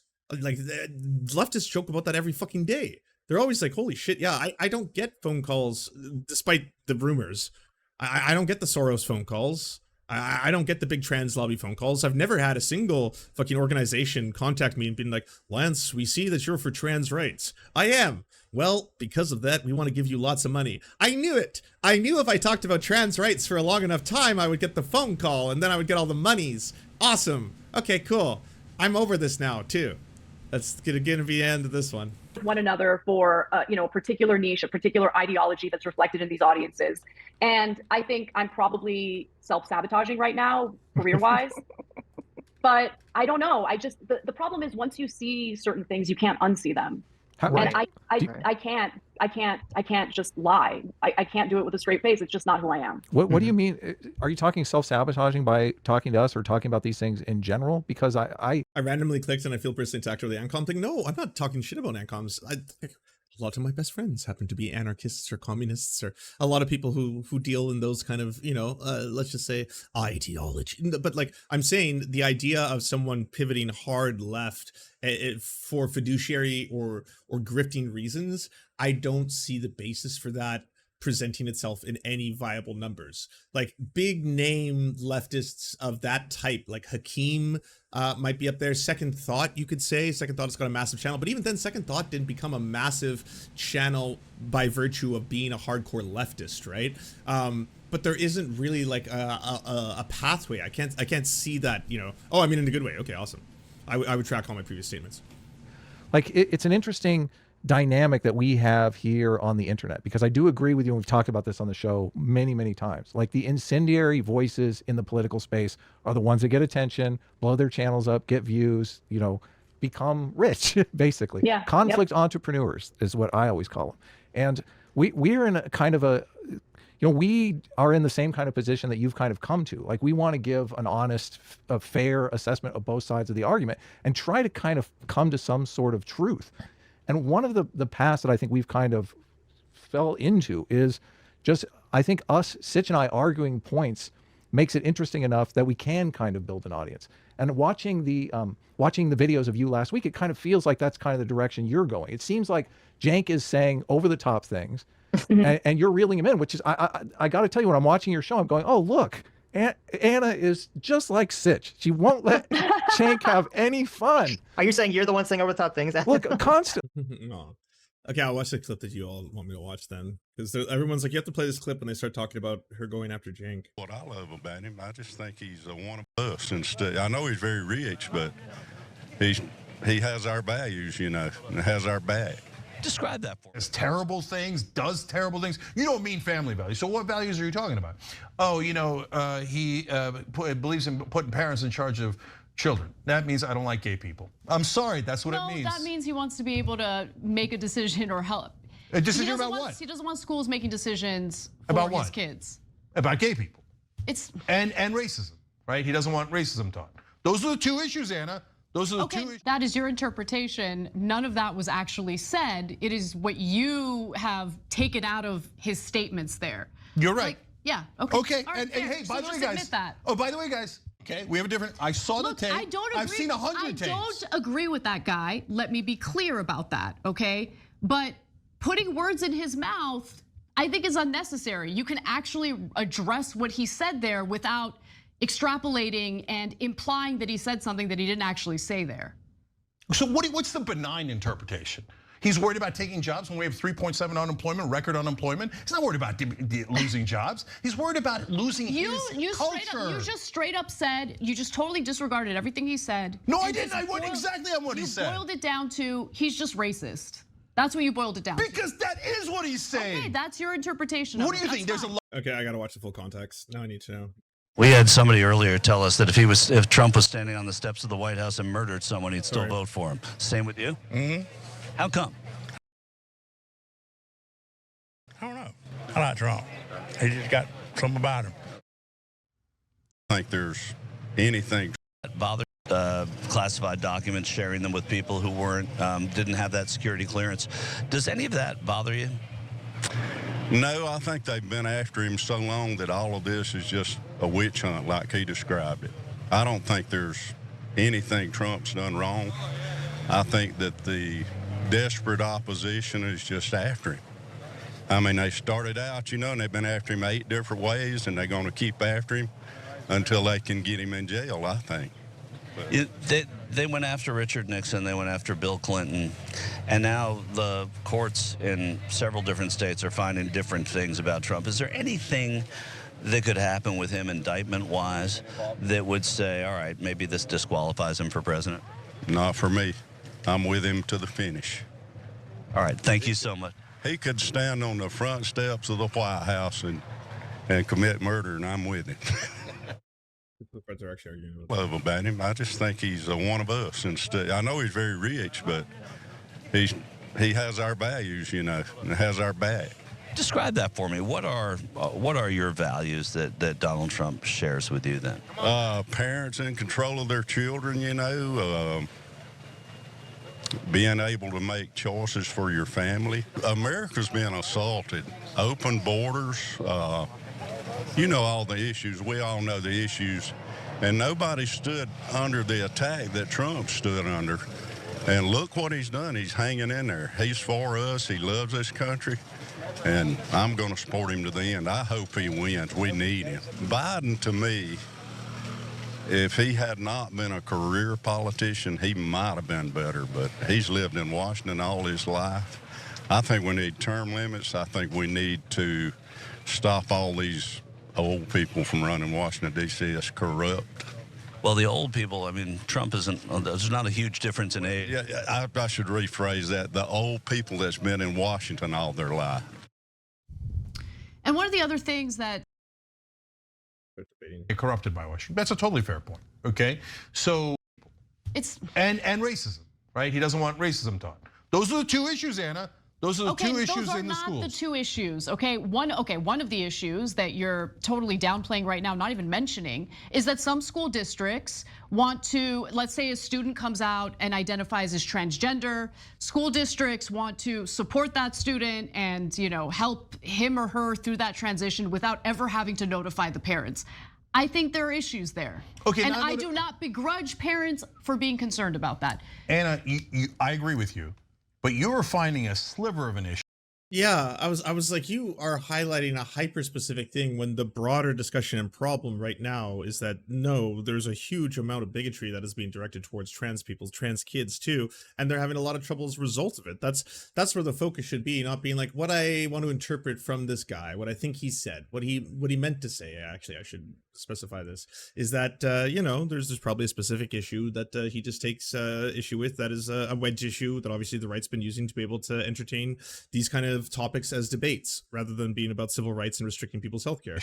That guy's not talking. He doesn't even know that. Hey, all that guy knows, and what 98% of them know is, I don't like them teaching about gay people in school, okay? And I don't like them saying, oh, we were racist back to slavery and Jim Crow and redlining. Come on, we know what it means. That's 98% of their efforts in schools. And then when he says open borders, there aren't actually open borders. What he's saying is, I don't like Latino immigrants. They don't look like me. I don't like them. That's my values. I agree with Cenk. Sorry. Republicans, I wish you were better. Not all of you, but a lot of you. The MAGA guys, that's why he says, as long as you're like us, I don't mind if you shoot someone on Fifth Avenue or in front of the White House. I don't mind because you're us and not them. Keep it real. And that's what you're saying. And that's, by the way, also why they're never going to turn on him. Not all of them, but hardcore MAGA never, ever, ever, ever going to turn on Trump. Why? Because he is them.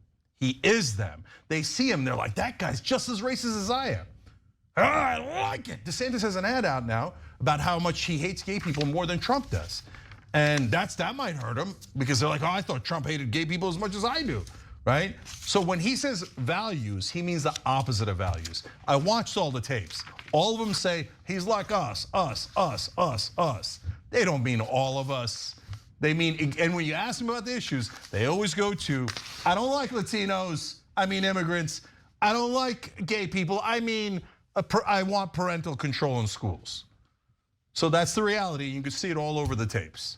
That is your interpretation. None of that was actually said. It is what you have taken out of his statements there. You're right. Yeah, okay. Okay, and hey, by the way, guys.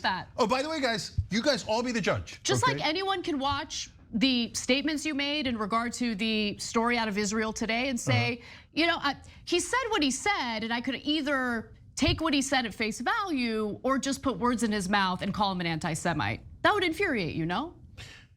Anna, okay, look, we have a different interpretation. Okay, we have a different. I saw the tape. I don't agree. I've seen 100 tapes. I don't agree with that guy. Let me be clear about that, okay?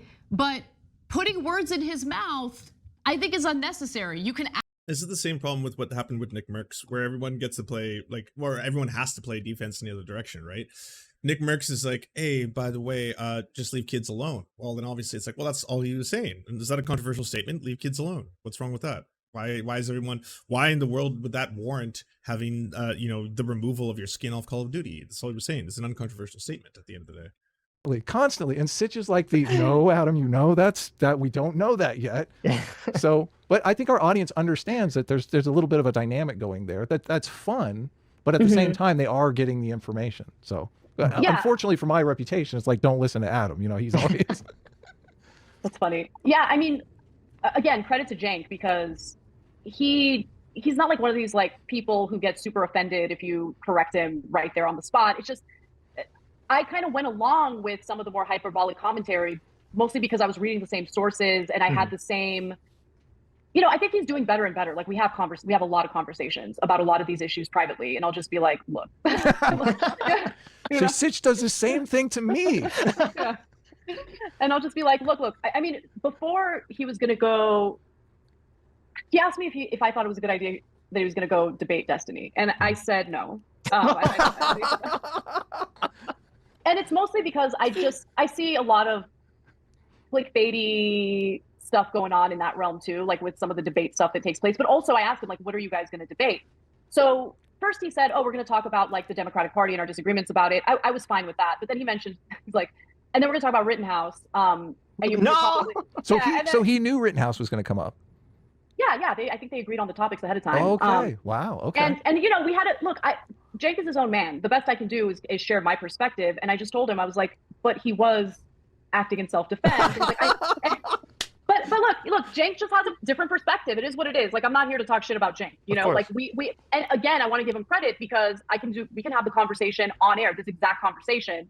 And he's going to say the exact same thing. I'm going to say my piece, and it's not going to lead to like an uncomfortable relationship with him. It's not going to lead to retaliation. And I really commend him for having an open mind. But to him, he just disagrees about it being self-defense. He thinks like he didn't need to like shoot the gun. He didn't need to kill people. I hear you. I wish it didn't end that way. But if I were in his shoes, I would have done the same thing. Yeah. I probably would have prayed and sprayed. So, I mean, Rittenhouse did the right thing. Like, it's a good thing he was in control of the weapon instead of me. So, yeah. It's funny that like, this gets thrown around a lot. Like people accuse you of grifting or other people of grifting when they start. Why do this at all? Like, are you not allowed to say the broader discussion shouldn't be focused on whether or not at this specific instance, this is a justifiable instance of self-defense at this moment? Or from a media analysis, did the entirety of corporate media focus on the Black Lives Matter protests as being violent when the statistics and data, once it came out, showed that they were overwhelmingly not violent?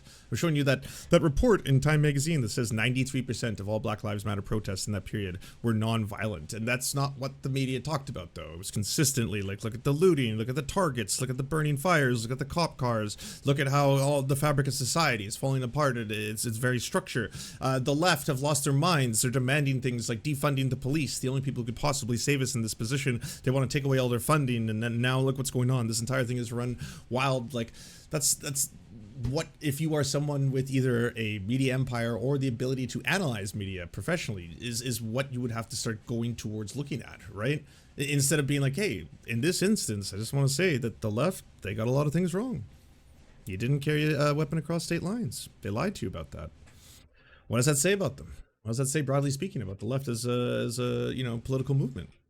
Changing their beliefs, even though it's like you're changing your beliefs in a way that would like be more likely to hurt your career as opposed to help it. I know. Yeah, it's like insane because what so many people on the internet want is they just want you to choose one side very comfortably and to like fit into it and to just say like these are the hyperbolic talking points. And then if you're like, well, let's add some nuance here, which pisses off your audience more often than not, you're like, well, you're a grifter. Like, well, who am I grifting to exactly? So I'm going to stick up for my audience a little bit because to their credit, I think the majority of people in the audience are open-minded and are open to new information. I think that there is a small but very loud minority in our audience and on the left in general that really give the left a bad name. I think they're overrepresented on Twitter and they're children. They act like children. I think some of them literally are like minors, and they see everything. And look, if they're young, I don't blame them. I think when you are young, it's a little more difficult to grasp nuance and how complicated and complex a lot of these issues are. One of the things that Jesse Singal says all the time that I love, and he says it repeatedly, is it's complicated, because it is. Like, all of these issues are way more complicated than the way they're being portrayed in partisan media. And so Sure, but Jesse Singal is intentionally pushing a narrative that is incredibly transphobic. That's why people have been pointing out, hey, if you're going to have an article, especially an article in a prominent magazine, if it's going to be a big event, and you give a microphone almost exclusively to either detransitioners or people who are activists against the trans community, when this is a situation in which if you did journalistic integrity and you know what you're supposed to do, not malpractice, you would investigate it. You would look into it. You would find out very quickly that every major medical association in the United States agrees on gender affirming care. And that's something that globally most of the research on this topic have pointed towards being a benefit. You would look at the fact that meta-studies on this have shown that less than 4% of people who transition detransition later in life, even if they receive gender-affirming care early in life, and that detransitioners overwhelmingly report social stigma as the reason for their detransitioning. So that would have been what Jesse Singal would have found out if he had done research. If he was ideologically driven to push a narrative, one that is going to be beneficial to the far right, by the way, whether or not he wants that or cares about that, still, if he's going to be like, hey, it's complicated. And I just want to say that based on a couple stories with people I'm going to interview who, again, they wanted to detransition later in life, it looks like there could be some medical malpractice going on here. One that, like, the mainstream media simply won't talk about, even though that's all the mainstream media would talk about. That's the story in the New York Times. That's the opinion piece in the fucking the BBC, or just the actual articles in the BBC. It's constantly like, we're here to talk about the trans debate, and we're going to be fair and or balanced, TM. And so in this debate, we're going to position on one side, this side here, it's going to be detransitioners, and on this side, we're going to interview maybe one activist or something. But basically, the majority of the article will be talking to detransitioners and all the horrors and atrocities they've experienced through this medical malpractice. And this is the debate. And then it's like, what's the scientific community doing about this right now? Oh, they're not debating it. No, there's a consensus, actually, a broad consensus amongst every major medical association in the United States. Actually, yeah, the science is kind of solved on this one. Yeah, and an overwhelming amount of data on this in terms of studies, in terms of research, in terms of the efficacy and safety of these procedures, as well as the potential positive outcomes, show that it is actually incredibly beneficial. That's where science is at. I mean, if you want to do a whole ideological thing, you could go with that now. Now's your opportunity to get out there, Jesse. I want to do is actually understand those complexities. But here's the other thing. Understand the other side in good faith, okay? Because I think that there are some stereotypes that the left has kind of bought into about what the arguments are on the other side. And, you know, it doesn't make us sharper to misrepresent what the other side is actually saying. It actually makes us weaker. If you understand what their arguments are, it'll then allow you to reflect on what your own weaknesses might be in regard to the arguments that you're making. But when it comes to things like this, we're talking about a situation in which, you know, I have been on the Adam and Sitch show to debate them directly on these kind of issues, right? And fair enough, they're centrists, so I will label them as anything that milk-tills fence-sitters aren't, you know, perfectly balanced as all things could be. But they do give me and push back with a lot of the right-wing talking points that I've also heard from right-wingers when I argue or debate with them. When it comes to trans issues, it seems like a consistent, well, we need to be able to have a debate and discussion about this, and no one wants to do it, and you just get in trouble if you try. I mean, you say the wrong thing, you speak out of turn, you use one wrong pronoun, and they'll come for you. Then the canceling begins, and you'll have your entire career destroyed, and leftists have lost their minds. They don't want to accept how authoritarian things have become. And like, none of that's true. It's like I have, as a public facing figure, fucked up so many times, especially when it comes to trans issues. And the trans community has consistently, in very kind terms, told me when I was wrong, asked, hey, can you take things down? Hey, that's not right. Oh, by the way, Lance, yeah, I know you mean well, but this ain't it. It's never been a like, so Lance is now forever transphobe. He's been labeled with that. He is now going to be known as that for all time, and no one must ever associate with him. He is one of them now. And so, and then one other thing, and this was an unexpected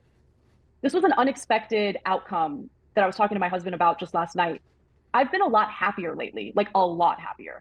And I think it's because once you actually, and look, I want to make the distinction and like draw out a caveat. I'm not talking about like far right, like militia members. I'm not talking about those people. I'm talking about just mainstream conservatives, Republicans, whatever.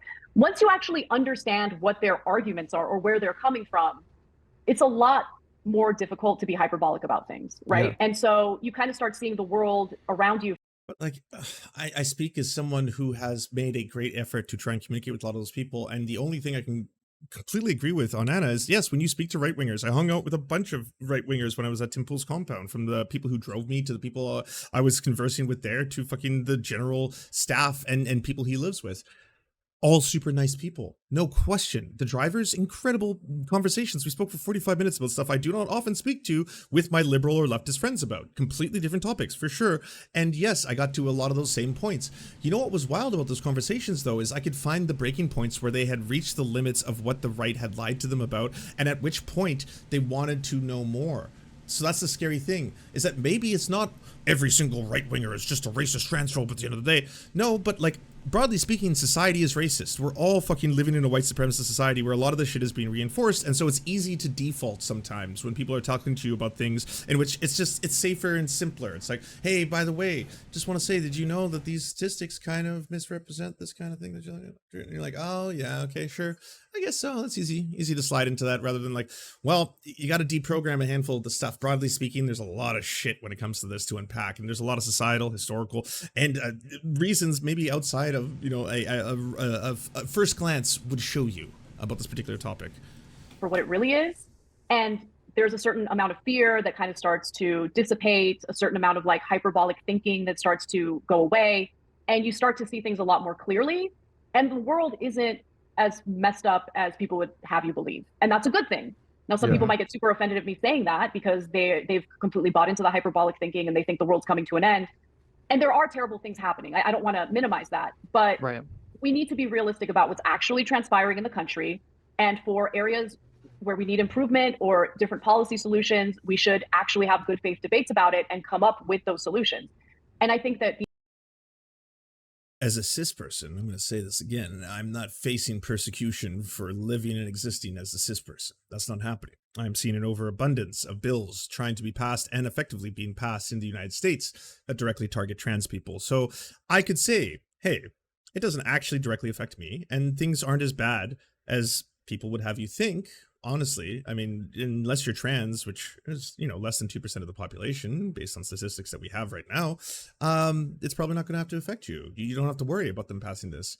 And it's like, well, it's broad, sweeping, and seems to be very heavily funded by Christian nationalist movements that are trying, even for the minority of people, to push draconian measures that across the board are very bad for Americans. And like, the Christian movement in the United States right now, especially with the power they've assumed through the Supreme Court, they are unraveling a lot of protections that exist for people who are marginalized groups, and they are doing it rapidly, and they are showing their hand. And yes, the violence and rhetoric towards LGBTQ plus people is fucking loud, especially if you're queer. When you're queer, it feels a lot scarier and louder, and you kind of just sit there when you read all those headlines, you're like, God damn, someone just randomly stabbed 3 people in this fucking school in Canada because it was a gender course. That's really fucking scary. And that doesn't directly impact me because, like, I'm cis, so the gender I associate with is already taken for granted in society, broadly speaking, but that's fucked. And it's like another mass shooting. Someone just shot up a power grid. People are shooting fucking Bud Light cans because now they're fucking thinking that those cans are trans, and all this shit that's just ramping up on a daily, like,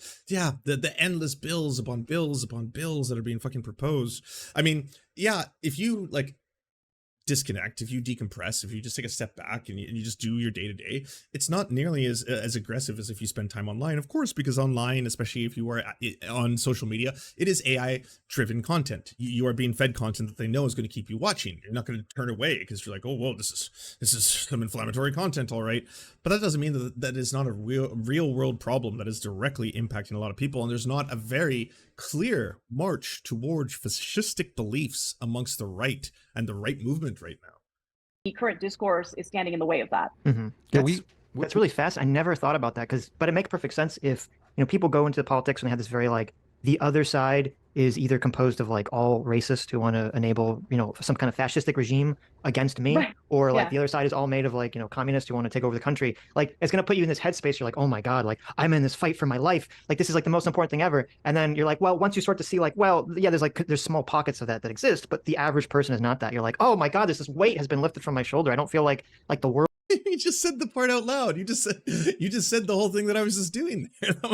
That's my bit. That was but then you take a step back and realize it doesn't directly affect you. So you're kind of like, oh yeah, maybe things aren't as bad as everyone's making it out to be, you know? Yeah. Hey, they came for the trans people and I said nothing. Because I was like, at the end of the day, that's where it's gonna stop. Always has, right? Historically. The world is about to end. Yeah, totally. I want to say 2 things.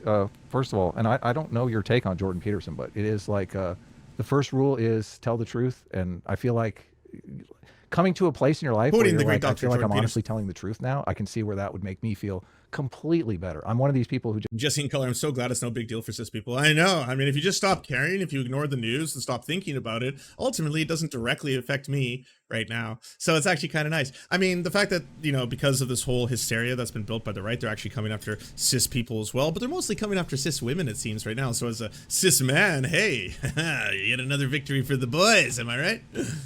hates thinking I'm being dishonest, or if I'm in a position where I'm forced to be dishonest for a job or something like that.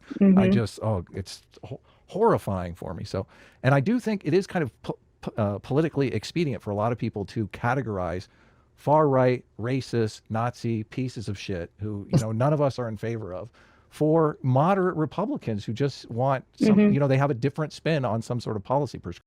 This was just passed out at Trump's True Believers at the Pickens rally. For MAGA, quote, national justice includes securing a permanent white majority, a ceiling on Jewish representation, defense of gun ownership, ending the second party platform, and restructuring public education. The platform for National Justice Party. National Justice Party. Sounds familiar. Securing a permanent white majority was number 1. Equal rights for the white majority was number 2. A 2% ceiling on Jewish representation. 2%.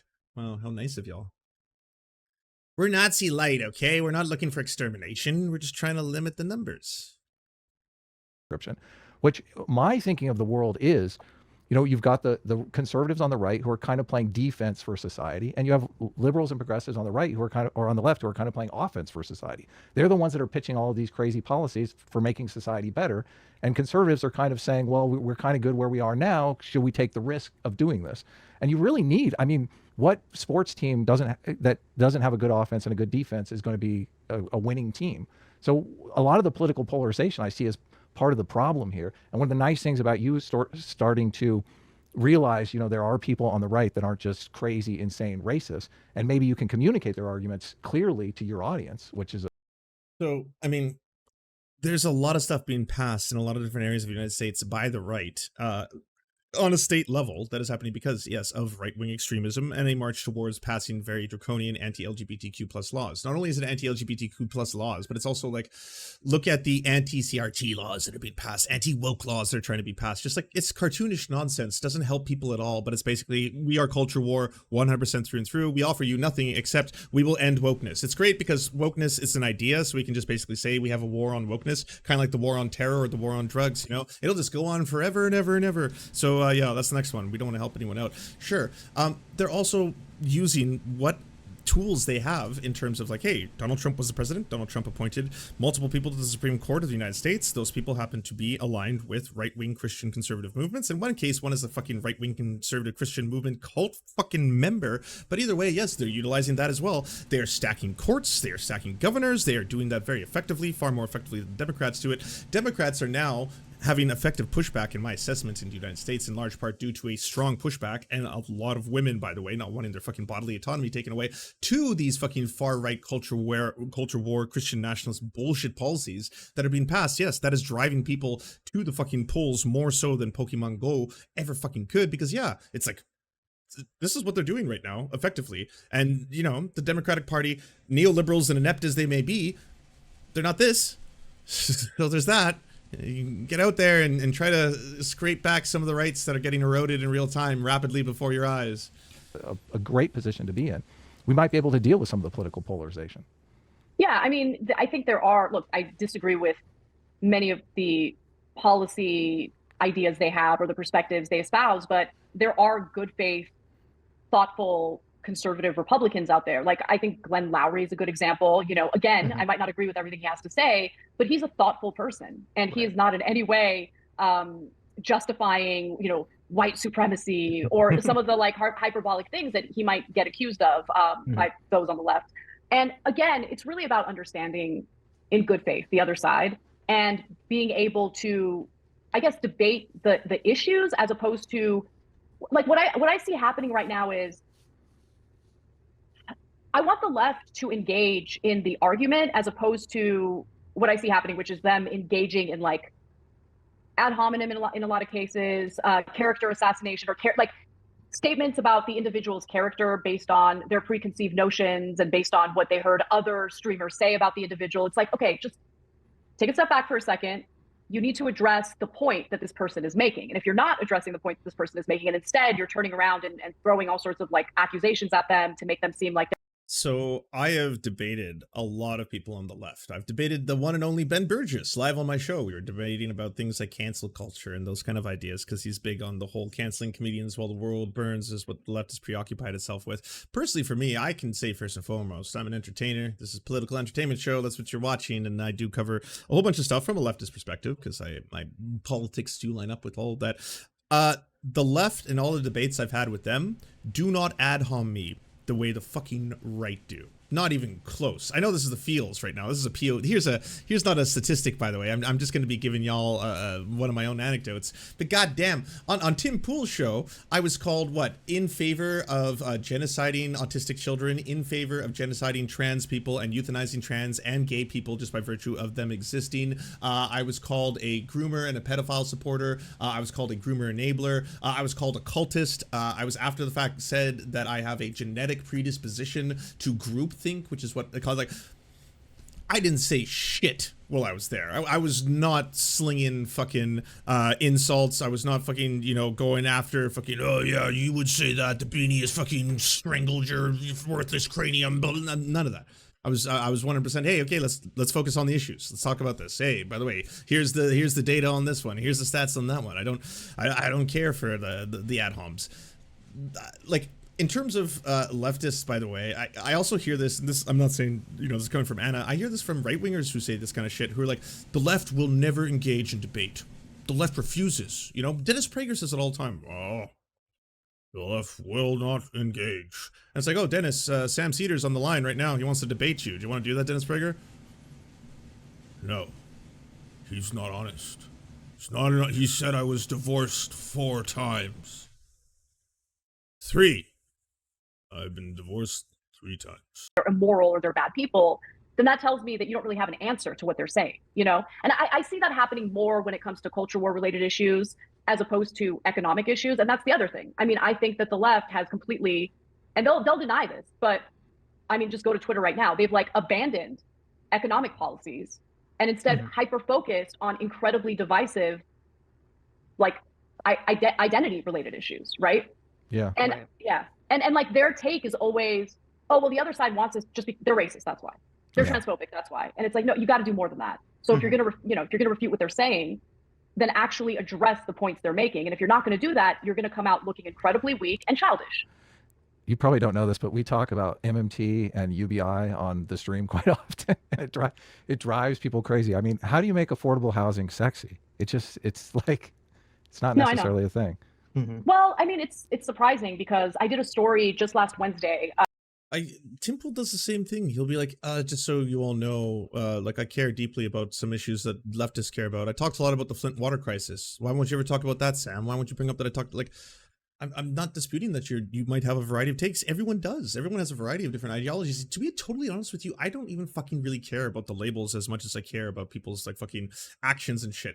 They're useful for describing things. If I say, hey, by the way, John Doyle's a Christian fascist, it's because John Doyle has been on a megaphone calling out fucking the parents of LGBTQ children, fucking, scaring the fuck out of them while saying that he's a Christian fascist, saying that out loud. So his words, not mine. I think it is useful to be able to differentiate between a neo-Nazi like Nick Fuentes and say someone who has some right-wing ideology or is a conservative or even a rhino. Yes, there's a difference between all these different groups, right? But if you're just like, hey, by the way, I'm pro-UBI, like they said that they were pro-Andrew Yang on the podcast, or sorry, when I was on their show, fine. I'm not disputing that. I'm not saying that you aren't, centrist libs who want to vote for Andrew Yang. When it comes to and again, this is not talking about you broadly speaking as a person. It's the opposite of what Ana seems to want, right? When talking about the specific issues, when we get down to brass tacks here, and if we're talking about trans issues, you seem to reiterate or, represent or reflect a lot of the stuff that you see on the right wing when it comes to culture war issues. You can be, as we clearly see on the left, by the way, there's a lot of economic leftists who that's the extent of what they want to talk about. And they absolutely hate people who talk about race, queer issues, that kind of stuff. They hate it. They always want to be no war but class war. That's why I write for Jacobin. No, there's no such thing as this. Why are we always talking about race? Why are we talking about this, Kimberly Crenshaw, CRT, blah, blah. This is the right wings. We care about no war but the class war. Come on, that's what's important. And it's like, okay, but I'm like, if you're going to come at something purely from an economic standpoint, and that's why you say you're a leftist, and you're like, okay, you want to liberate the workers, have them own the means of production, that in and of itself won't end racism. It will not be ended overnight if we suddenly flipped over to socialism or even communism. And so there are other aspects that we need to talk about and address that are just realities. Then that there is going to be a different lived experience for someone who is, say, a black woman versus a white woman, even if there was parity for women and men in the workplace, right? That's why there has to be a bit more of this. I don't think identity politics is the problem on the left that a lot of those types make it out to be. They constantly say the left is like obsessed with identity politics. Oh, it's like, no, liberals and conservatives are weaponizing what people call wokeism or identity politics. They're weaponizing it, and in large part against trans people, and specifically trans people of color. This is something that is happening in real time right now. If people push back against that, if they're like, hey, you're passing draconian laws that don't help society, but will specifically make life worse for a very small percentage of the people who live within it, it's not going to, broadly speaking, make anything better for anyone. In fact, it's just going to, again, marginalize the marginalized. Can we talk about this? Let's not pass this bill. Let's not pass these laws. Let's not dedicate resources to this. This is such a fucking reverse of evolution and society climbing towards betterment. You know, we're regressing so quickly if we waste time passing legislation on fucking wokeism. That's what they want. This is what neoliberals, capitalists, and conservatives, all of them, all capitalists, by the way, this is what they all want. They want you to be hyper-focused and worried about, trying to turn everything into id poll. That's what this is all about. Tricky id poll it is. On Airbnb crashing. And, I watched that vid, yeah. Yeah, and that video, I'm kind of shocked. It got like Claudia. 200,000 views. It was not something I expected. I thought like, oh, it's a dense, like statistics-driven, video, but it did well. And I think that there is a hunger for those types of videos and for that type of content. It's not going to go super viral like some hyperbolic, video about like a police shooting or about an alleged Karen, right? But I don't really care. Like I just, look, I don't want to be part of the problem. I don't want to add to this toxic discourse that does nothing to improve anyone's life. And I feel like I've been engaging in that and I feel embarrassed about it. And that's really where I'm coming from. I want to get people healthcare. I want to get people housing. Those are the issues that matter. Okay. Well, in order to do that. Cool. Good. And I am on board. And I'm never going to criticize Anna for any of that. I'm not. Why would I? Why would I? See, for the people being like, Lance, the left is shooting its own. I'm not shooting anything that Anna has to say about fucking promoting universal healthcare in the United States or housing, universal housing. Hell no. In fact, I'll promote it. If someone's like, hell, Anna just spoke out in favor and is getting viral traction for this, I'll be like, awesome. That's good. That's good. That's better than her getting viral traction for saying that, the erasure of women by calling them birthing people is a thing, or by saying that, Jesse Singal isn't a transphobe, or by pointing out that, like, there's some dangers the left is refusing to accept about puberty blockers, when it's like, what? No, this is a healthcare issue. That's something that should be discussed primarily by, again, scientists, experts, doctors, and parents of kids, not strangers on the internet with the internet shows. What? No. So for that, yeah, obviously, I'm not ever going to push back on leftists who are advocating for fucking universal health or housing or things like that. But these things, we're like, we can walk and chew gum. We can have nuanced conversations. Multiple things can happen simultaneously, right? I can have a take that you probably deeply disagree with and or hate, and also you might really, really agree with my take on other thing. Right? Like that's a thing that everyone can do, right? I've seen leftists criticize me from leftist perspectives, being like, oh, Lance is wrong on this one because of blah, blah, blah. And hey, it's well within everyone's right to do. I don't think they're canceling me. I don't think, again, I don't think the canceling is happening. You kind of have to work with Republicans. And that's where I think this No, Lance, I assure you, the anti-trans and sports legislation in Montana that affects one middle schooler was necessary. One. That's not a meme, by the way. That's not a Serfs.tv meme. That's reality. It literally is going to apply to one person. Well done, Montana. You're really benefiting society. How many hundreds of thousands of dollars of taxpayer dollars went into all the meetings and sessions and all the fucking shit that took place until that went from being an idea to something that is passed into fucking legislation. Good job. Good job. Yep. Yeah. Again, millions of dollars that could have been used towards so many other things, but you did it. You did it. Now society's safe from that one kid who maybe wanted to play some sports. Stereotype of Republicans as evil racists is ultimately not helpful in the end. If you want health care, you can't work with the evil racists to get health care done. You just can't do it. Well, I mean, it's hilarious because, okay, let's put healthcare aside for a second, because here's the other thing. The far left will push ideas that are not popular with the general public, right? Yes. So I think that protecting, marginalized communities, protecting the transgender community is important. However, when you move out of or move far away from making sure that they are not denied housing, making sure that they're not denied healthcare, when you move into like these more fringe areas of like, I mean, there was a story out of the UK this week, blows my mind. There was an LGBTQ group in the UK who suggested that instead of referring to vaginas as vaginas because it might be offensive to transgender men, one of the potential replacements or substitutes could be. Oh my God, yes. So this is just distractive culture war BS. This is the exact thing that you've been calling out this whole video, being like, oh, the left is hyper-focused not on the issues, they're hyper-focused on the culture war. What's going on here? So we live in a time right now where there is fucking hundreds of bills being proposed that are directly going to affect trans people. That's where the focus should be. If I wanted to distract everyone from that real world danger that is actually occurring, I would talk to them about fringe issues. I would talk to them about issues that, hey, by the way, this is not an actual thing yet, but it was proposed. And where do you get this? Yeah, listen to how wild the alphabet has gotten, okay? If you settle, just like sit down, wait for this one. Bonus hole. Oh, no. Bonus hole? Yeah, bonus hole. And listen. Shoe on Head is here at Shoe on Head. You noticed that too, eh? Shoe on Head has been doing this art for a while. Oh, of course. But is this a real issue? Is this plaguing the cis community right now? Are cis women worried on a daily basis? Hey, you can have your rights stripped from you. How do you say? Oh, is it the right who are basically eroding Roe v. Wade protections and trying to get rid of any kind of protections that I might have for bodily autonomy? No. So one group in another country has suggested that perhaps it's offensive to use the term vagina, so they're going to change it to something else that's more PC called a bonus hole. So, what do you think about that, eh? Kind of scary.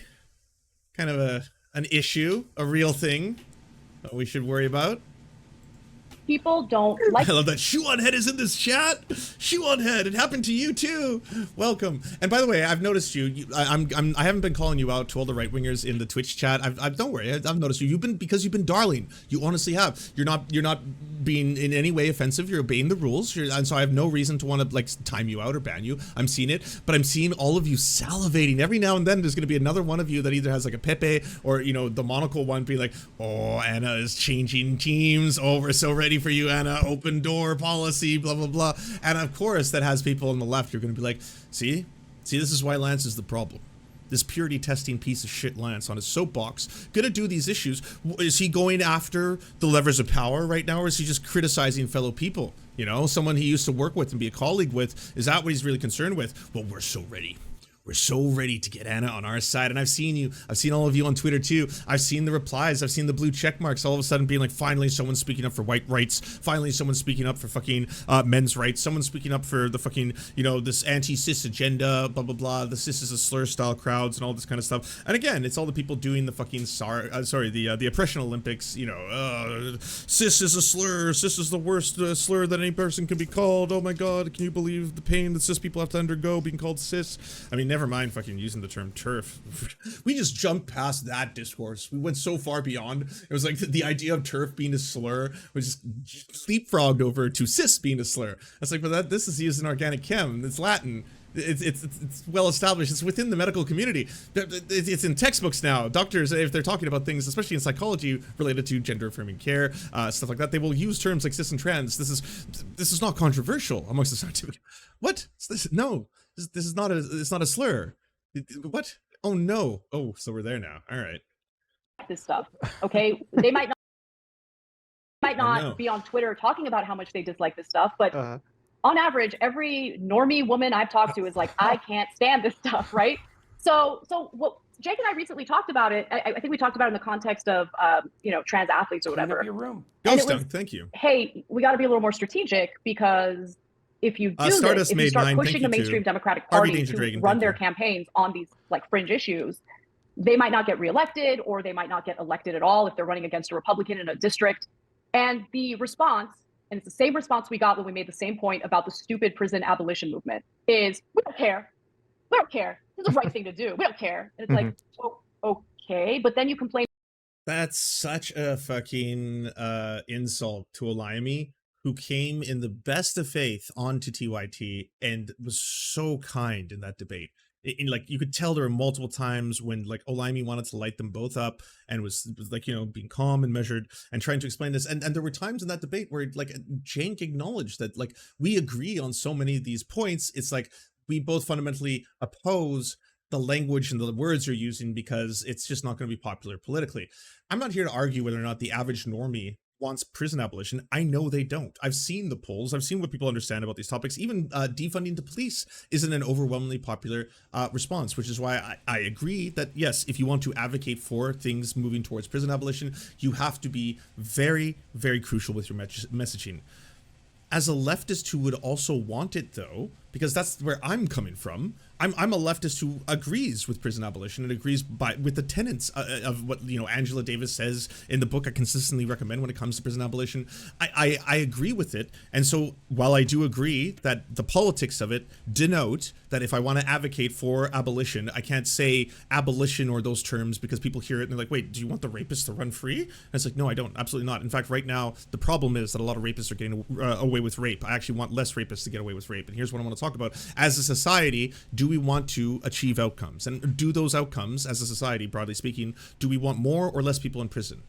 The answer is less. Okay, me too. I want less people in prison. So do we then have to enact and work towards methods and measures that we can observe and reproduce that will result in more people or less people committing crimes and going to jail? And as it turns out, we can look towards other countries and models such as, you know, very heavily funded through imperialism, but still SOCDEM nations that have much less punitive prison systems and much more restorative justice-based prison systems, and also much bigger social safety nets for their citizens. It's incredibly xenophobic. I know non-white people coming into a lot of those countries have trouble getting the same social safety nets that they have there. I'm not trying to get to that, but is there a benefit to society in housing people, doing housing first solutions? Is there a benefit to society in, if we're doing incarceration, have it in such a way that we are trying to restore someone's ability to function in society? Do we give them training? Do we torture them, or do we educate them and try to find out why it is? What are the causes of crime? Is it poverty? Can we answer things like poverty? Can we provide people with education, housing, healthcare, and stuff like that?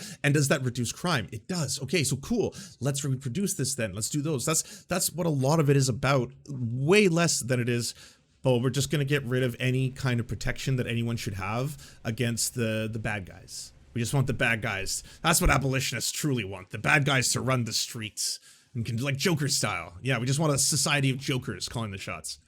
About what Republicans are doing in various red states. So do you want more Republicans to get elected? And do you want more of these, look, I think that some of these laws that have been passed in various red states, for instance, banning gender affirming care for adults, between the ages of 18 to 25, I think that's wrong. I think adults should be able to make a decision about their own bodies. I do think that there is a worthwhile debate when it comes to, hormone blockers and cross-sex hormones for children. And we should have that debate in good faith. Why should we be debating healthcare in that way, though? I'm saying I'm not saying that you shouldn't push up against someone in general who tells you something that is you know to be scientifically inaccurate, right? So if someone is like, hey, by the way, it's genital mutilation of children is what gender affirming care is. They cut off the penises of 8-year-olds. That's what it is. Like Steven Crowder tweeted out the other day. Of course, push back on that because it's not factually correct. You could be like, no, that's actually not a thing. That doesn't happen. There isn't genital surgery for children who want to receive gender affirming care. There is if they happen to have differences of sexual development, and that's usually parents deciding which gender they want their children to be, and then they make that choice unbeknownst to the kid, and the kid could grow up not knowing that that was a decision that was made upon them. But in terms of gender affirming care for trans people, no, that doesn't happen. This is not a real thing. So yeah, push back against that. But that's you reiterating, and this is, progressive leftist fucking content creators, what the science is saying. That's what I think we have a responsibility to do. Like, no scientist has a responsibility to go out and debate Joe Rogan. He's a fucking scientist. He should go do science shit with the rest of the scientists, and then they should debate amongst themselves through peer-reviewed studies, double-blind testing, a whole bunch of different mechanisms that are put in place to be able to try and get rid of biases. That's how they should be figuring out and determining the best course of action in terms of what science could actually benefit and ameliorate the human race and condition, right? Those kind of things. That's what we leave to them. And then if people on the other end want to say, hey, I'm on board and I want to fight for things like civil rights, I want to fight for things like trans rights, then it would behoove me to research that, what the scientists have figured out, and then using my platform of communication to reiterate that when you have especially a large platform of people who might not know those kind of things, rather than regurgitating the right-wing fear-mongering. Because this is another entry point. Puberty blockers are an easy one for right-wingers to talk about, specifically in the United States, because it still has not been FDA approved for the use with trans children, even though many of the test results show that it is safe and effective and reversible in terms of using as a temporary measure to suspend undergoing puberty changes while you determine whether or not you want to go on HRT if you are in fact trans. Again, something that is done between the consultation of experts, doctors, patients, and parents. That's who should be concerned when it comes to this discussion. Not us, not cis streamers, podcasters, YouTubers, to sit there and be like, well, I don't know, it sounds scary. Lupron is used in castration. Did you know that? Yeah, Lupron chemically castrates people. So why would you want to give it to kids? You want to chemically castrate kids? I mean, looks like it's something that could happen. Well, yes, in incredibly high doses. It's like any other kind of medication. I mean, Viagra could technically kill you. One of the side effects of Viagra is death, and if you were to take a large quantity of Viagra, I would assume that could cause cardiac arrest pretty rapidly.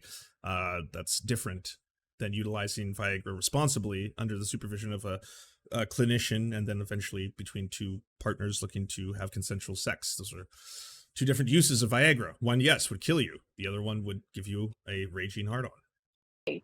But Hopefully. I don't want the pendulum to swing far to the right. I would venture to say the left feels the same way, except I'm not so sure. Because to them, going on Twitter and patting themselves on the back for being the most pure is more important to them than strategy. It's more important to them than actually accomplishing the policies that they claim to want to accomplish. Every time I make that point, they'll be like, oh, but you don't even know. There are people on the ground, activists on the ground working hard. No. Okay, so I'm not going to do the whole, like, you know, I am the one true leftist. I have done way more IRL work than you. Who cares? Everyone can flex in that in either direction. But what does what we say in terms of public figures and advocate for have an effect on and do and further the politics of when it happens to be related to trans issues if you repeat debunked right-wing talking points?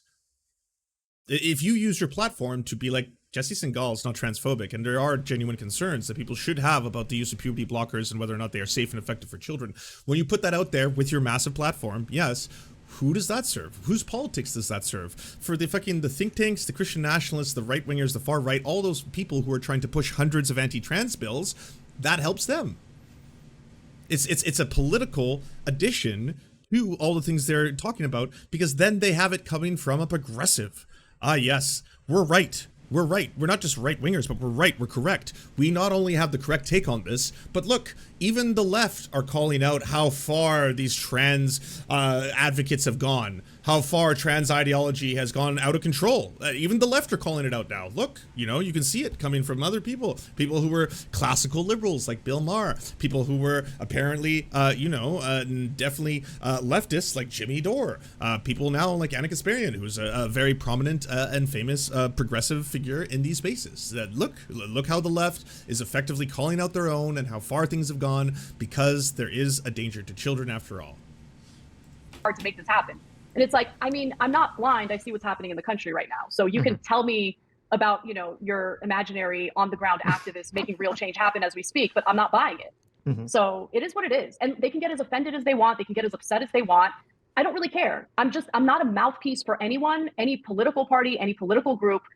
My obligation is to share the facts of the story with my audience to the best of my ability, and then do good faith analysis on those stories. And if they don't like my analysis, they can make whatever decision they want about whether they support or watch the show. And that's why I say I might be engaging in a little bit of self-sabotage, because I don't know what the outcome of all of this is going to be. You know, there is no big play here. I'm not leaving TYP. I'm going to keep doing what I'm doing. And I don't know what the outcome will eventually be, to be honest.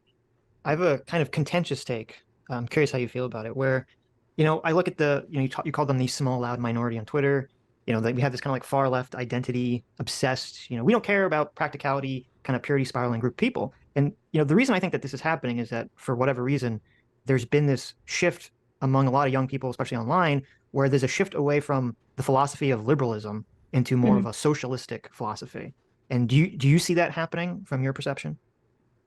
Ana Kasparian and Lauren Southern are two sides of the same coin. You know, I think that to some extent I subscribe to that. And look, honestly, I never would have known if I was trans if it weren't for people like Anna. It is garbage to watch this pivot. I can't imagine. Like, again, it's one of those things where, like, yeah, it just, it sucks. It fucking sucks. It really fucking sucks. It sucks because, again, it's when I can't even point towards, has no one spoken to her? Has no one reached out? Does not, like, because you have clips of Anna being completely 100% factually correct about this as much as 11 months ago. It's like 11 months ago, it's all of a sudden, here's Anna calling out people who are against inclusive language. Here's another clip of Anna calling out right-wingers who are trying to ban people in trans sports, in cis sports, and allowing trans people to participate. Here's Anna calling out a whole bunch of right-wingers who are, again, trying to say that this is child abuse. Here's Anna calling out a whole bunch of right-wingers who are saying that gender-affirming care has not, in fact, been approved by every major medical association in the United States, which it has, right? So you know Anna knows all this, which is like, what was this? I know she mentioned her personal breaking point was elements of seeing how the right and the left responded to, say, Kyle Rittenhouse and other, like, big stories like that. But, like, at what point is it like, okay, well, you know what? I'm also just going to start throwing away all of the very, very loud and obvious evidence when it comes to the topic of trans individuals, right? I'm at a point where I want to be a little more pragmatic because I want to accomplish something. I want to improve people's lives, as much as we possibly can. And when you have a maximalist approach, you're less likely to make that happen, and you turn a lot of people off. Because they're in this, like, echo chamber on Twitter, I think they're under the assumption that most Americans agree with them. I think most Americans want a mixed economy. We're currently a mixed economy. I definitely want to socialize healthcare. That's like the area that I would say I'm the furthest left. But I don't agree with the nihilism. I never have. I don't agree with burning down our institutions because they're inherently racist or they're inherently this or that.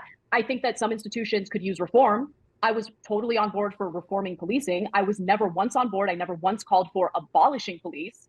And so the abolish movement, I think, is insane. And I think the fact that I'm willing to say that has led to a lot of people hating me. And I don't care at all. It's interesting because, like, I mean, personally, I'm not in favor. Yeah, I want a public option, but I'm not in favor of, like, economic socialism. But it's interesting to me that the movement, it seems like currently, it's kind of like the socialist energy in America right now seems to have drastically shifted away from economic questions entirely, and to just to take that kind of lens and put it on these cultural issues, specifically race. And that a lot of that has been a pushback from the right, decidedly making this the centerpiece of what they offer to the world now. Like, right-wing ideology is hyper-fixated on trans people, on LGBTQ plus people, and fucking eroding, as always, classics like, things like civil rights protections, anti-Semitic hate crime protections, shit like that. That's people pushing back against it. It doesn't change the fact that the left is still decidedly celebrating every major fucking unionization, worker cooperative, fucking union rights that happen, the spread of unionization and the popularity of it at an all-time high right now, the mass unionizations of corporations like Starbucks, for example, even the start of unionization of giants you never thought would experience it, like Amazon. Yes, the left is behind all of that and promoting that shit on a regular basis. That is very bizarre to me. It's like we just kind of lost, and this came up a lot with the affirmative action Supreme Court ruling just happened, where I understand people criticizing the idea that they don't think a colorblind approach would necessarily bring about. The left doesn't end in America. That's the other thing. Like, when people point towards, like, oh, the left is fucking just a bunch of culture warriors and identity politics obsessed weirdos. It's like, well, that seems to be a right-wing interpretation of what the, I guess, American left is. There is monstrously huge leftist victories in South and Central America that have been going on for a while now. There's the biggest fucking workers' rights protest in human history was the farmers' protests in India. Like, there's tons of leftist movements and worker solidarity movements happening around the globe right now, with a lot of efficacy and power and support and rising support for that. And obviously a pushback that is coming from the right to the far right. And of course, yes, as capitalism withers in various countries and as neoliberalism and imperialism extract as many resources from a lot of these nations to feed the imperial core, there's going to be a decided decision between, in some cases, literal legacies of dictators, like fascist dictators' legacies in some of these elections, and socialists who are opposing differences. Like, hey, I do not support neoliberal economic policies. I want to support socialist policies. Here is your options. You can choose between these two. Racial equality or whatever. Like, even if I disagree with that, I understand what they're saying. The thing that's kind of frightening to me is people saying that the goal of colorblindness is either not likely, impossible, or not even desirable. And to me, that's a drastic shift. Like, okay, I understand you want to do things to get there, but the goal should still be kind of this liberal notion of colorblindness at the end of the day. Well, I have a book for all of you if you haven't read it, and it's a collection of essays that I've only just started, but Seeing Race Again, by a team of people: Kimberly Williams Crenshaw, Luke Charles Harris, Daniel Martinez Hosang, and George Lipsitz, talking about this very issue and the idea of liberal colorblindness, which again, unfortunately, goes to support and enforce and reinforce white supremacy. Because yeah, it would be lovely for everyone to no longer see color, to judge people simply on the content of their character, but that doesn't exist for racialized people, is the problem. And racialized people are racialized, broadly speaking, by society. We're going to be the ones to come forward and say, hey, by the way, this is the thing that is happening.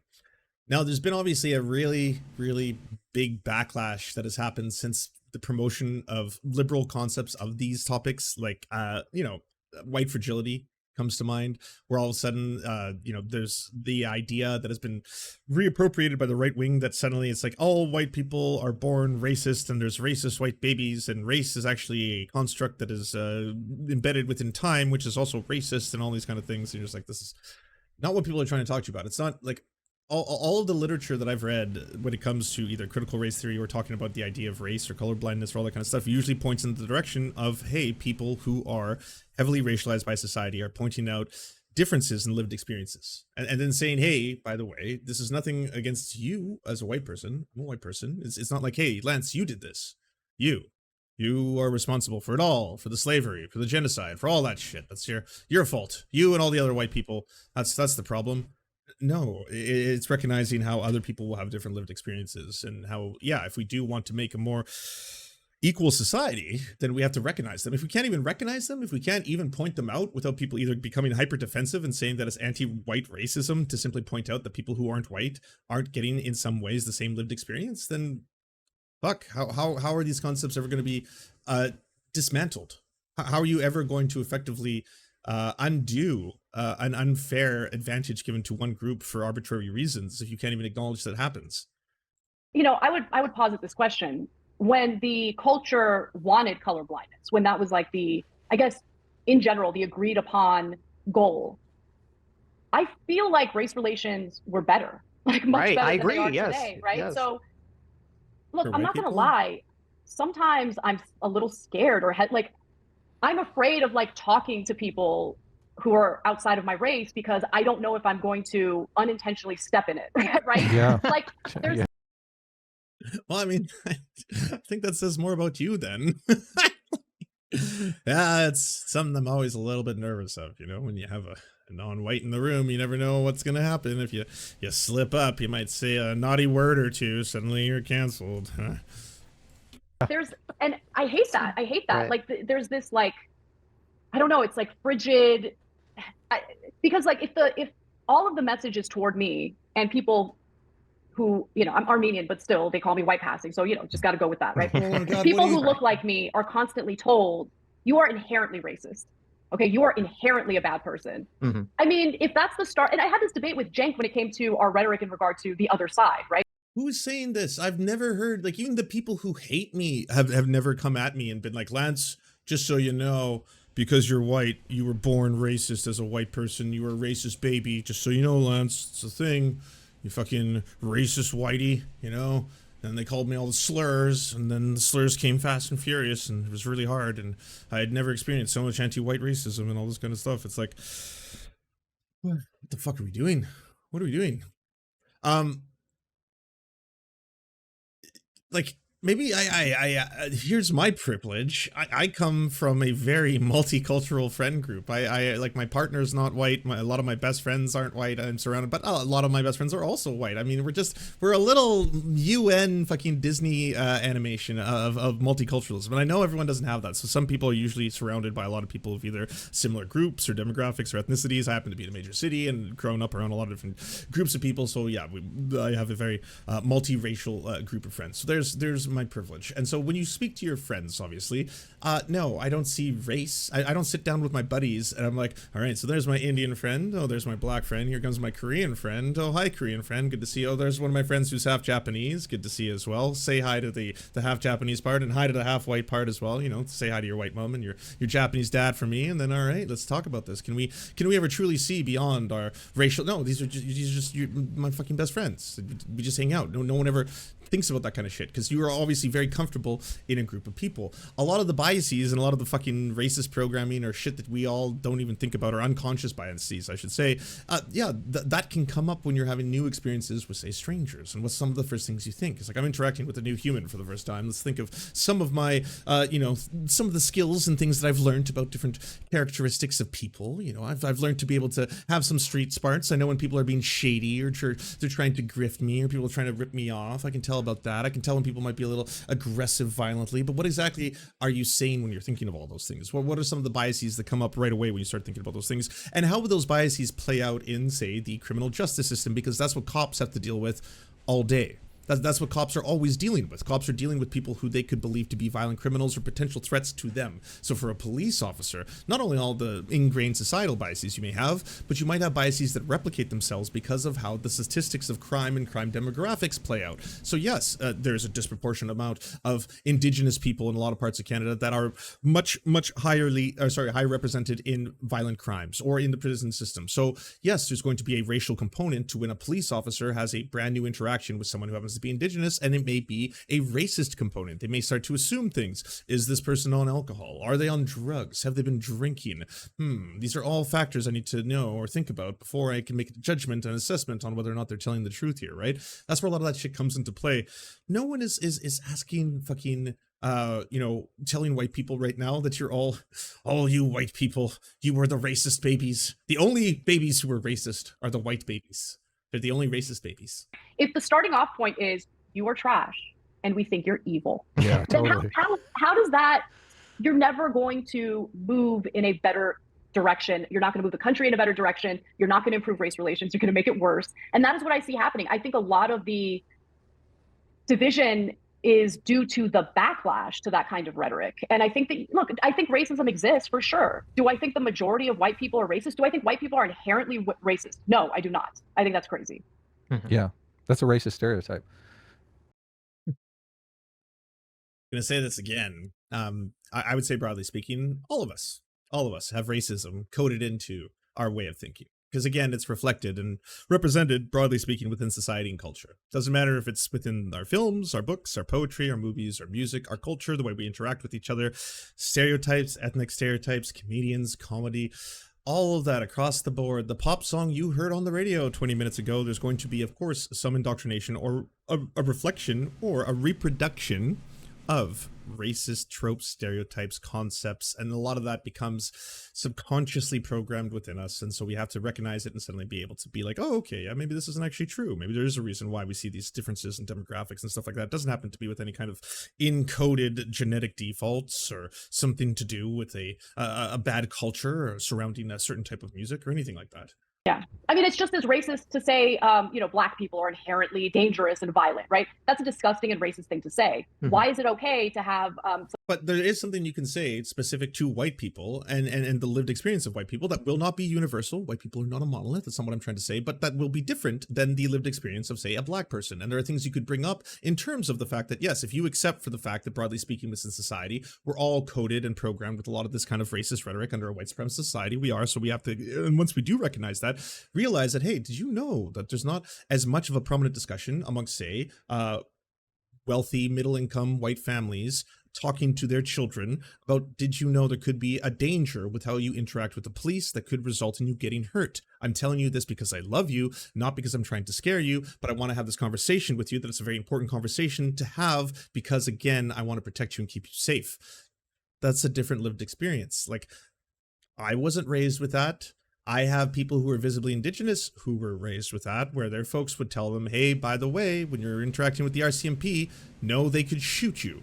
I wasn't given that conversation, so that's a different lived experience. So that was a lived experience for me, as a visibly white person, where I was like, oh, okay, so this is different, We're learning. Generalized stereotype about white people. I think that's wrong as well. Look, when we covered a lot of the critical race theory debate that was going around, it's kind of gone away momentarily, but I imagine it'll probably come back with the election coming, because obviously they're going to use it to hit DeSantis.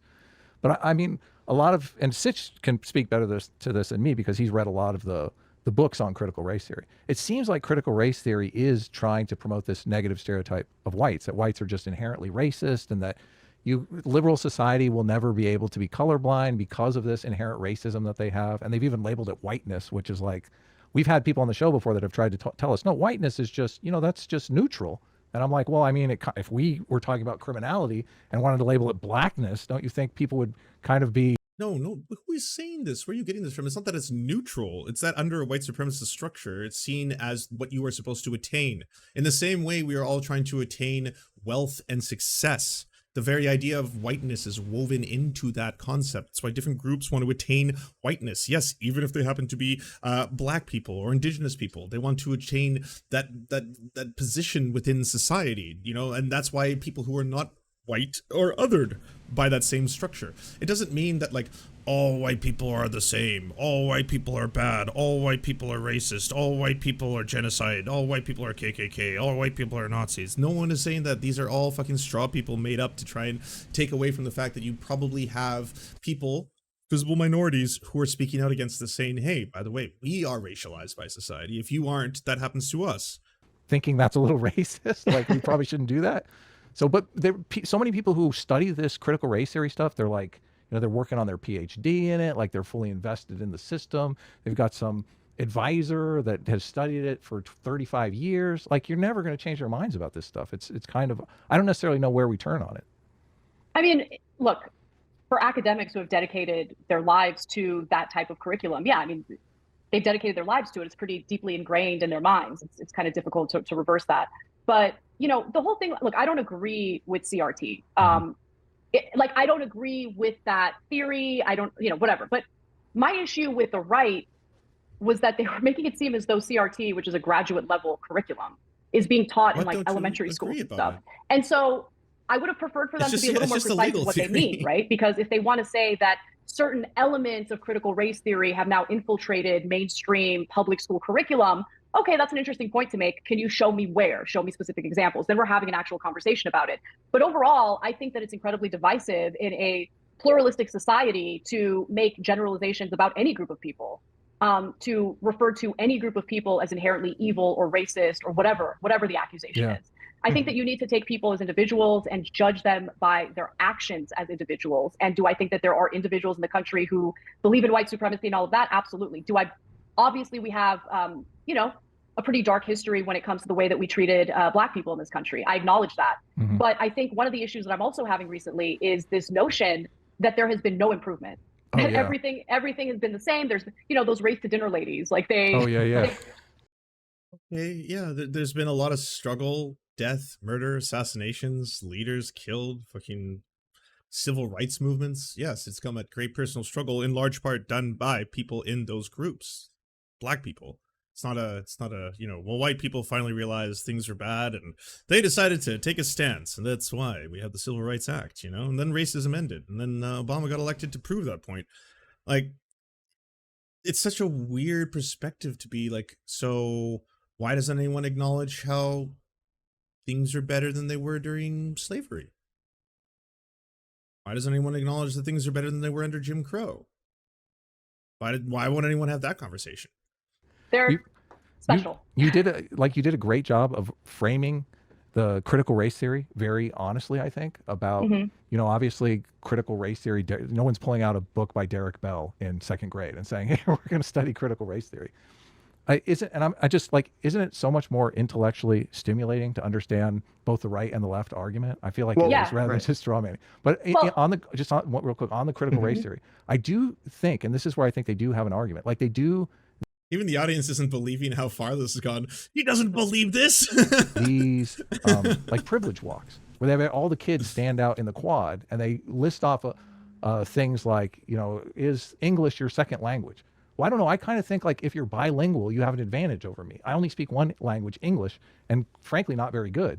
So I feel like if you're bilingual, why? So wait, is this like a dig at immigrant families or like first generation immigrants where it's like, well, I mean, they can speak both the, their tongue, whatever it may be, barbaric as it is. And in addition to that, they also can speak English. So technically they have an advantage over me. Hey, actual justice warriors there. Why am I the one that speaks one language taking a step forward and the bilingual kid is standing behind me? And that, I mean, you can make a direct link to CRT and that stuff. Well, it's How interesting so? that you provide that example. So English was my second language. You know, Look at my this. parents, my parents came to the country as refugees in the late 70s.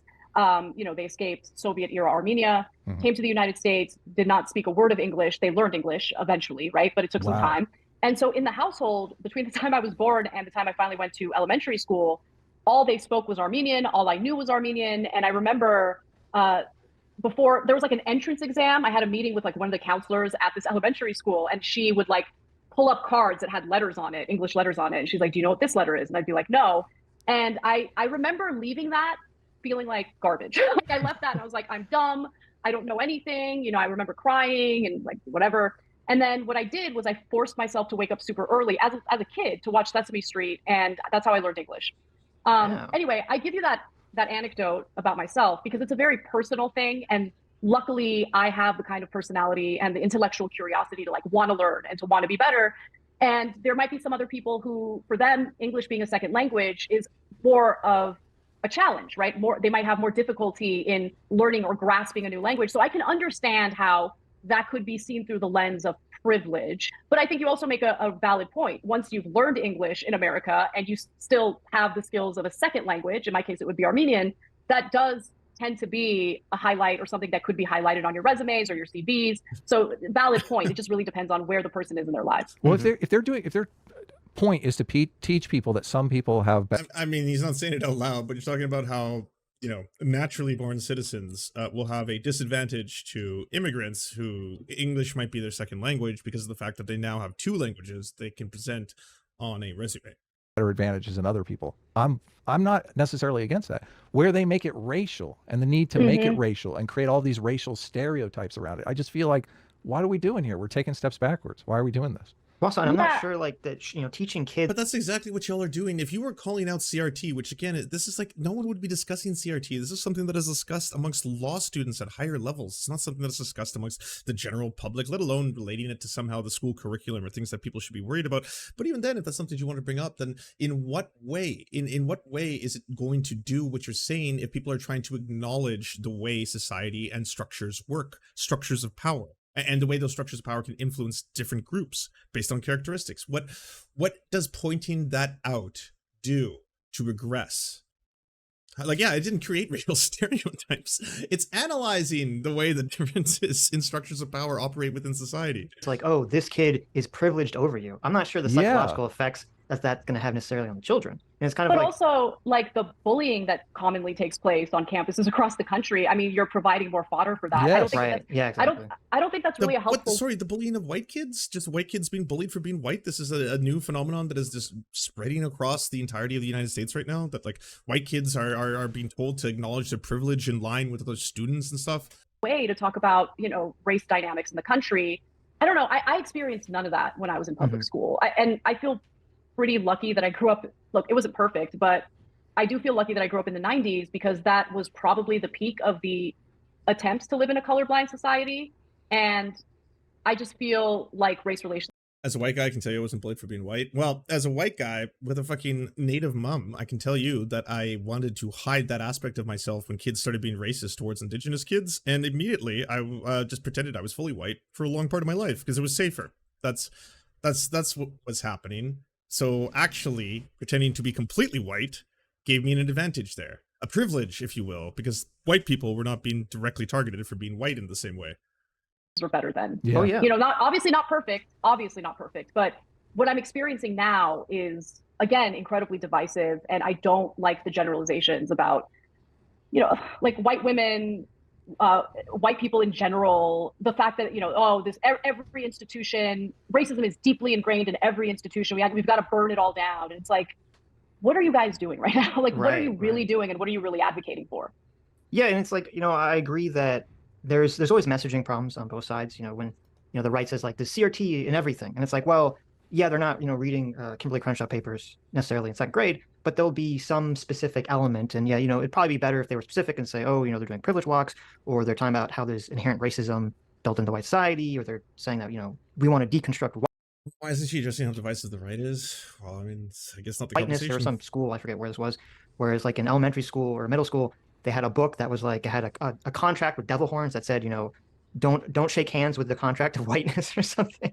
like absurd like this. And so, I mean, it's happening all across, it was happening, like elements of it were happening across the country. And the problem is like, at the same token that, the right's too overbroad, maybe with saying everything CRT or being broad, like the left had kind of just the exact opposite, or not even the left, really, the mainstream media had the kind of exact opposite approach where they're saying, oh, none of this is happening. This is all like a fantasy. This is all a fantasy concocted by racists because they don't want to teach about slavery. They don't want to teach about Black history in America. Right. It's like, that's clearly not what they're talking, or at least I don't think that's clearly what's happening in these situations.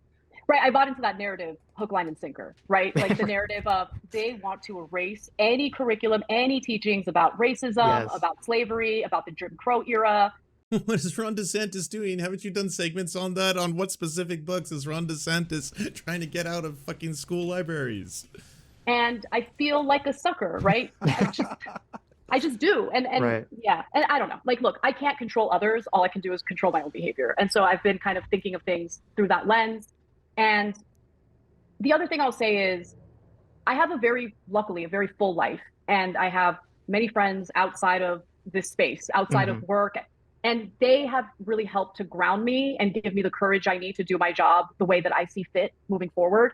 Because if your entire life is about this, about what you do, the people who surround you at work, and if it's about making sure that you maintain those relationships, then their pressure on you to say certain things that you might not believe in is going to be far more effective. And so I've kind of I use are you experiencing that? For sure, yeah. Are they pressuring you? Are you getting eye rolls when you're saying, look, you're really kind of misrepresenting the Republican argument here? Well, look, they do this really great thing where they don't actually approach me privately to have these conversations. They do me the favor of putting out monetized videos condemning me for being a very naughty girl. And so well, wait, that situation though is like detractors. I'm talking about like in a work environment, like which would be much worse, obviously. Right. Well, so far, no one's approached me. No one's approached me to tell me like, I can't believe you're saying this, or I can't, I'm very angry at you. No one's done that. Okay. However, 2 people have reported me to HR. So what? Yeah.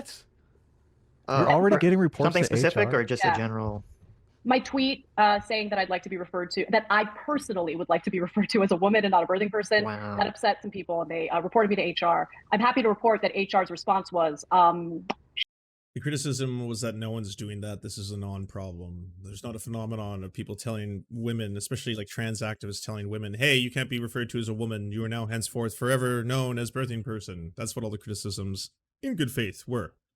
The overwhelming abundance of them. I saw so many like replies from both fellow progressives, leftists, even TYT people in the replies being like, Anna, like here's a video from 11 months ago with you calling yourself out.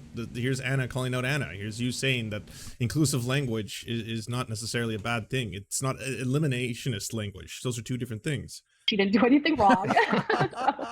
So, she can't get in trouble for sharing her opinion on this. And the other thing is like, I would never do that, man. I mean, there are so many different voices at TYT. Time to time, there are statements made that I find objectionable or I disagree with. And if it rises to the occasion of me having to say something, I'll approach that person and talk to them about it. I would never report them to HR. Like, what are we doing here? We're doing political news and analysis. Like, by definition, we're supposed to share our genuine and sincere opinions. Now, if I was doing videos saying horrific, hateful, racist things and I was targeting individuals, then that would be different. I've never done that and I never will. You brought up a really interesting point I never really thought of in terms of... She's their boss. Is that true? Is that how the structure... I don't know if the structure works that way. I don't know if Cenk is technically all their bosses. If Anna is like a co-owner, she's technically the boss as well. I don't know that for a fact. The polarization that's happening right now where, for you, you're saying how you have friends outside of the internet, outside of, politics that you can, kind of rely on emotionally for support, where kind of in our modern era, a lot of people, their primary relationships come, I think, entirely from friends they make on the internet and from Discord and spaces like this. Of power, blah, and so blah. Since we're kind of like splintering off, like we're no longer in the time period where like everyone knows their neighbor and people have like a lot of... I mean, that makes perfect sense then, especially if you're like the front-facing celebrity of a media empire, right? Then yes, of course, people, especially if they are members of, marginalized communities, are going to come out and be like, this is really scary to see kind of shit. Generalized interests because they're just kind of like friends with the people physically around them. We're more specialized. We're friends with the people that share our specific interest, whether it be, some kind of video game or movies or whatever, or in this case, politics. And so since so many people have these only specialized friendships around politics, Okay, we've been watching this for an hour, and I'm at 5 hours of streaming, so I'm going to fast forward past the rest of the Jordan Peterson section and past the healthcare section, because I'm sure I agree that I would also like universal healthcare. I'm guessing that hopefully that's all that was talked about. To be this like weird agreement that I don't agree to, that like, oh my God, if we don't have affirmative action, Black people could never get into colleges or universities. Yeah, that's so bad. And I just don't like, I don't know, that rubs me the wrong way. Sometimes I'm worried that the messaging, the hyperbolic messaging, because think about it, if you're told over and over again, this country's unfair, you're never going to make it, why even try? Why even try? Like, and I'm worried that disempowers people. So I don't know. It's something that I want to explore more. I want to. Oh my God, this is just like so much right-wing thinking points and talking points. You're like, yeah, well, what about the bootstraps? What about people being told? If people are pointing out that there are unfair disadvantages that are being given to certain groups based on things that should not be happening, and we can broadly recognize that this, again, if race is a social construct, why are different people being treated differently for a quantity of melanin that they have, then yes, that's very different than saying, hey, by the way, you're never going to make anything of yourself, you have no fucking self-control, you don't have any of that, yeah, you don't have any free will, I'm going to infantilize you, I'm going to be very paternal right now and just be like, yeah, you and those groups, you'll never do anything, you can't. Yeah, because society, this is the message the left has. It's like, nah, the left, broadly speaking, is most likely advocating for the liberation of workers from an exploitative economic system, and the liberation as well from people who were marginalized in society for a variety of just existing. That's broadly speaking what it's going to be addressing. That's another reason why if someone was like, hey, by the way, this person Lance is a communist. Hey, by the way, this person Lance is a leftist. I'm more interested in like, so what do they do and or say? That's like, I less than I am about the stamp, oh, you'll like this person, they get the stamp. It's like, okay, cool. Yeah. But like, what are they about? It's like, oh, they think the trans agenda has gone too far. I'm like, well, then, yeah, the stamp doesn't really do much for me. Like, yeah, I'm pretty much going to disagree fundamentally with a lot of the things this person is probably going to talk about then. Understand more. Maybe there are some sociologists that have like studied this and researched this. And if you guys have any recommendations, I'd love to read it. But you're actually on solid ground in this one, because I saw Cenk's opinion on this, on the overturning of affirmative action. And he was in favor of it for the same reason I'm in favor of it, because it creates all these negative stereotypes. And a huge contradiction I saw on the left. And I'm like, I don't necessarily know how to process this, but they're saying Clarence Thomas, they're using affirmative action to call him stupid. And I'm like, wait, what? Well, I mean, you're playing into Cenk's argument. Yeah, right? Totally. They're saying, look, he benefited from affirmative action, and that's why obviously he's wrong about this. He's stupid. I'm going, this is the problem. This is totally the problem. So, it seems like on the affirmative action one, you're definitely on firmer ground because you got Cenk on your side. So it's the other places where you have to beat Cenk up, and that's like the Democrats are secret Republicans. I noticed you launched an attack on him last week about that one. What's your take on this theory? We've debated this theory on the show as well, and Sitch is always fighting against this. Democrats and Republicans are exactly the same. Well, okay, so it's complicated. Like it's a nuanced thing to talk about, because I don't really care about the Republican Democrats' take. We're still in the days where they go behind closed doors and everyone's buddy anymore. But going back to the money and politics things for a second, I mean, I do think that money and politics, I mean, obviously money is always going to influence people's behavior to an extent, but I do feel that, like we talk about like Joe Manchin, I think primarily politicians are motivated by having to win their election. And often, money is going to help that, but it's only going to help to some extent. Like, I don't think, George Soros, right, could go and just offer Joe Manchin some exorbitant amount of money, and then suddenly he'll, switch all of his positions around. Well, I mean, look, I think with Manchin, it's a lot more complicated than that. I mean, his personal business interests, I think, play a huge role. I mean, he's got a coal-related business that he makes $500,000 off of literally every year. He's not going to want to, go full steam ahead with some of these climate policies, especially if it's going to impact his personal, finances. But I do think that, there's a pretty obvious difference in how politicians would legislate or govern the country prior to Citizens United versus after. I don't think it was based on a Babylon Bee sketch. Awkward Supreme Court rules against affirmative action with affirmative action higher sitting right there. Da, da, da, da, da, da, da. The Babylon Bee is back. Citizens United. So I do think that the, money in politics factor is very real. And I what do you think that the difference is? Well, the difference is they were a lot more responsive to the concerns of their constituents. And I think especially the Democratic Party they didn't play into the culture wars as heavily as they do now. And I think increasingly, if you notice, they've moved further and further away from some of the economic policies. They might campaign on it. They might, provide lip service to some of these economic issues. But when push comes to shove, as soon as they're elected, they kind of move away from it. I think one counter to that is Barack Obama, who, well, he did run on hope and change. Looking back on it, while he seemed to imply better economic conditions for Americans, he was never very specific about it. I think that's notable in retrospect. But he did also campaign on codifying abortion. And that was a culture war issue that he campaigned on in 2008. And then as soon as he got elected, he literally said, it's not really a priority right now.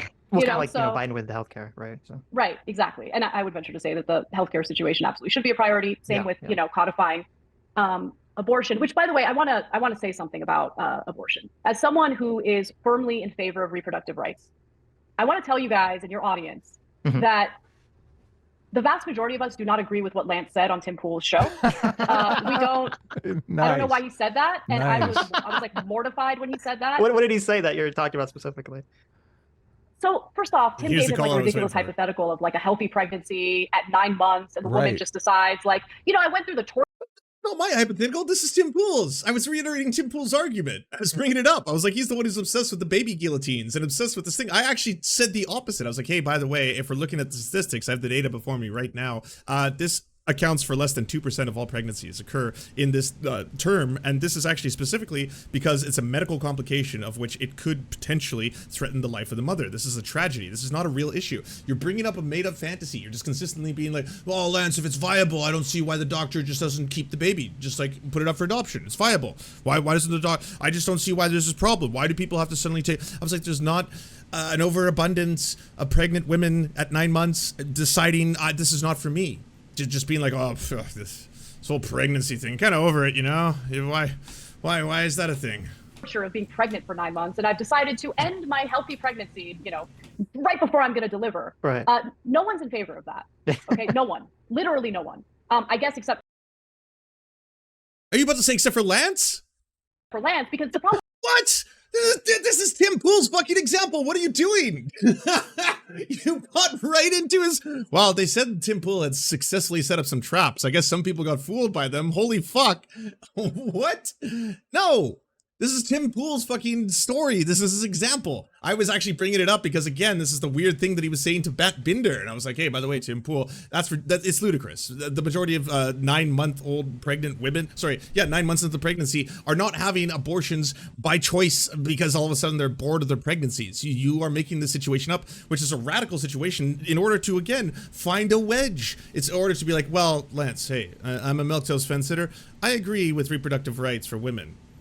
But I just want to say, once the babies are viable, say in the 9th month, I don't think you should have the ability to choose to get that abortion. I think at that point, you should lose that ability to choose whether or not you have bodily autonomy because the baby's viable. So they could simply just take the viable baby outside and then we'll deal with it as we do.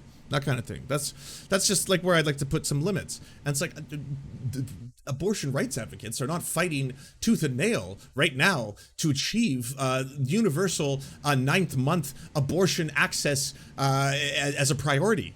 It's not like, hey, by the way, this is something that deeply concerns the community. We would like this to be able to be for the forefront of our discussion. It's something that is being used by people who are clearly anti-choice but want to pretend that they're pro-choice in order to wedge themselves into the conversation. Because, of course, it has to make you play defense. Same thing with trying to say, hey, by the way, Lance, what about mums who drink? What about mums who do crystal meth? Blah, blah, blah. Their body, their choice, right?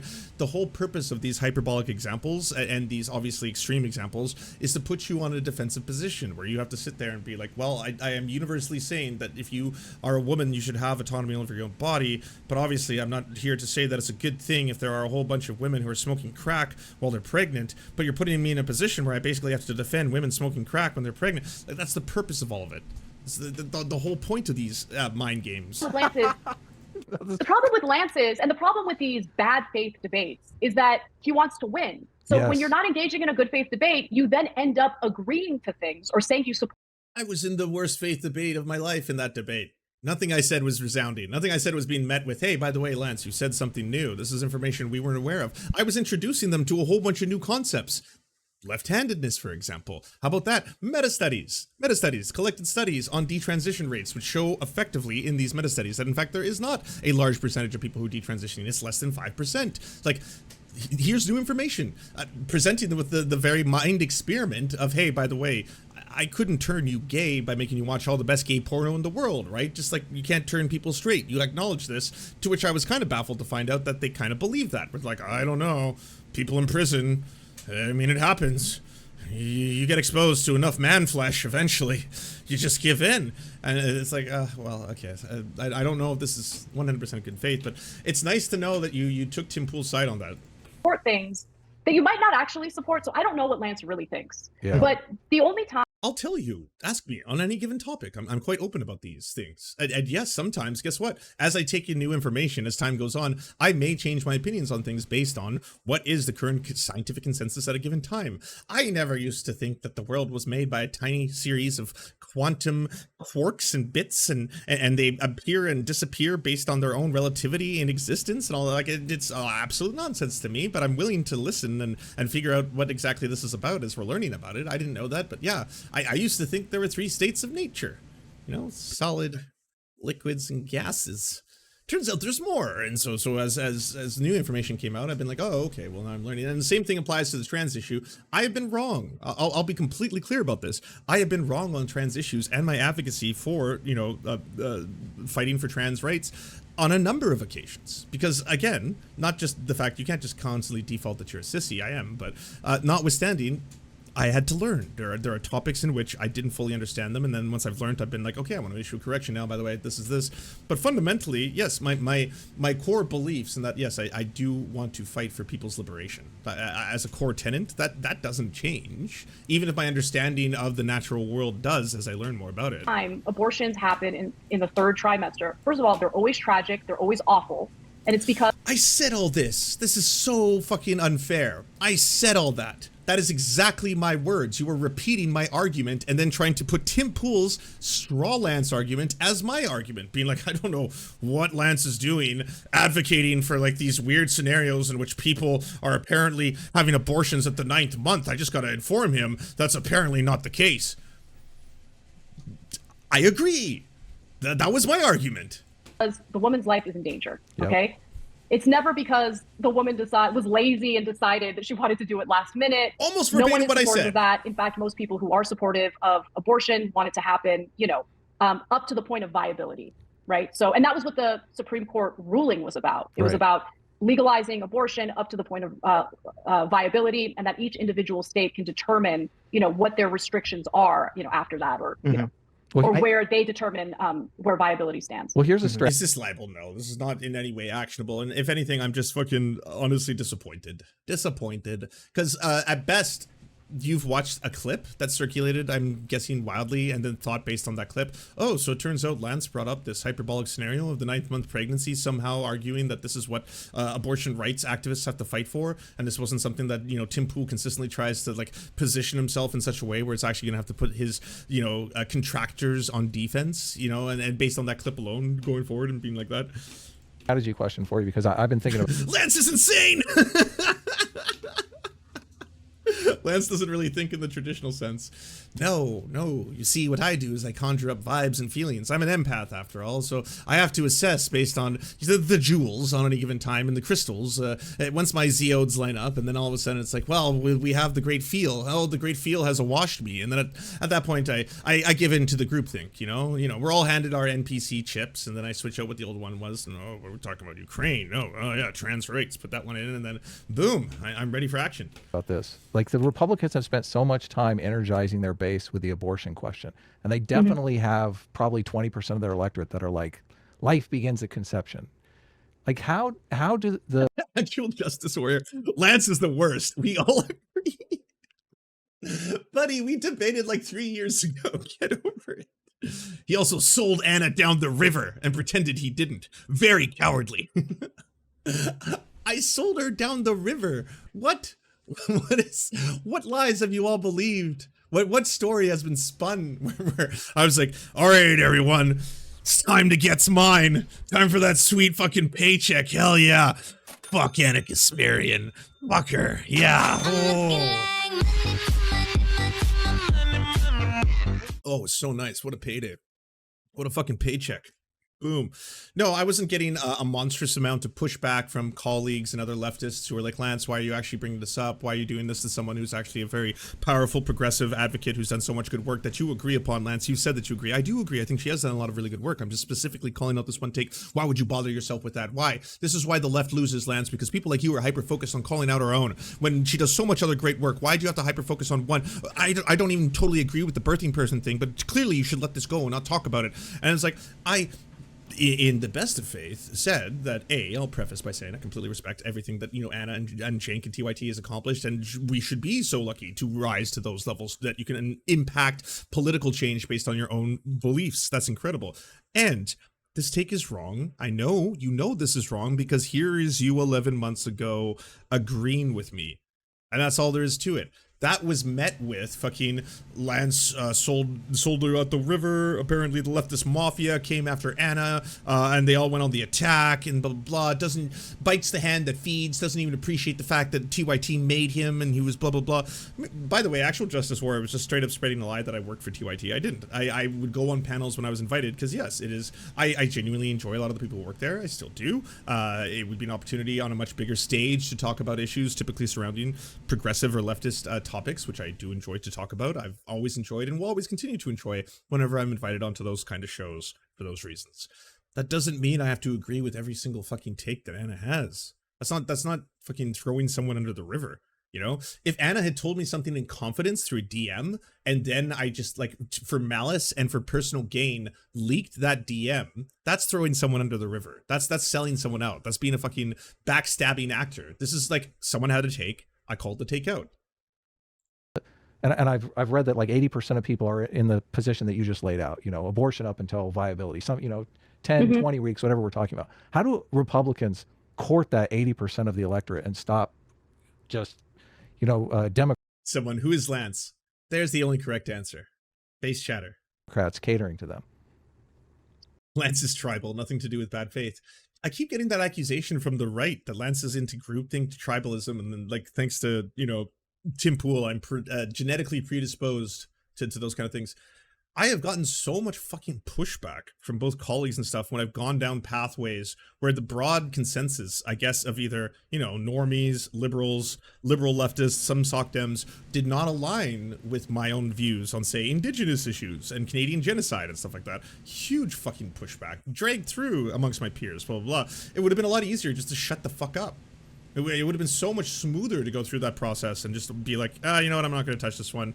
Clearly, a lot of people are on the other end of these ideas, and so I'm just going to fucking stay silent. We'll wait till it just brushes past, and we'll see how that goes. I don't know. So you should ask Republicans. Because, look, at the end of the day, people want to be able to make decisions about their own bodies, about their own lives. Another area where, I think that there was a lot of misinformation was about what it would mean if someone refuses to get vaccinated with the coronavirus vaccine. I mean, look, at first it was like, oh, you got to get vaccinated because it's going to stop the spread. But then they admitted it's not going to stop the spread. And so, look, people should be able to make decisions about their own lives and their own bodies unless there is a very real and proven public safety or public health concern, right? And the way they sold it was you must get vaccinated because if you don't, you're going to harm other people. I think to some extent the jury's out on that.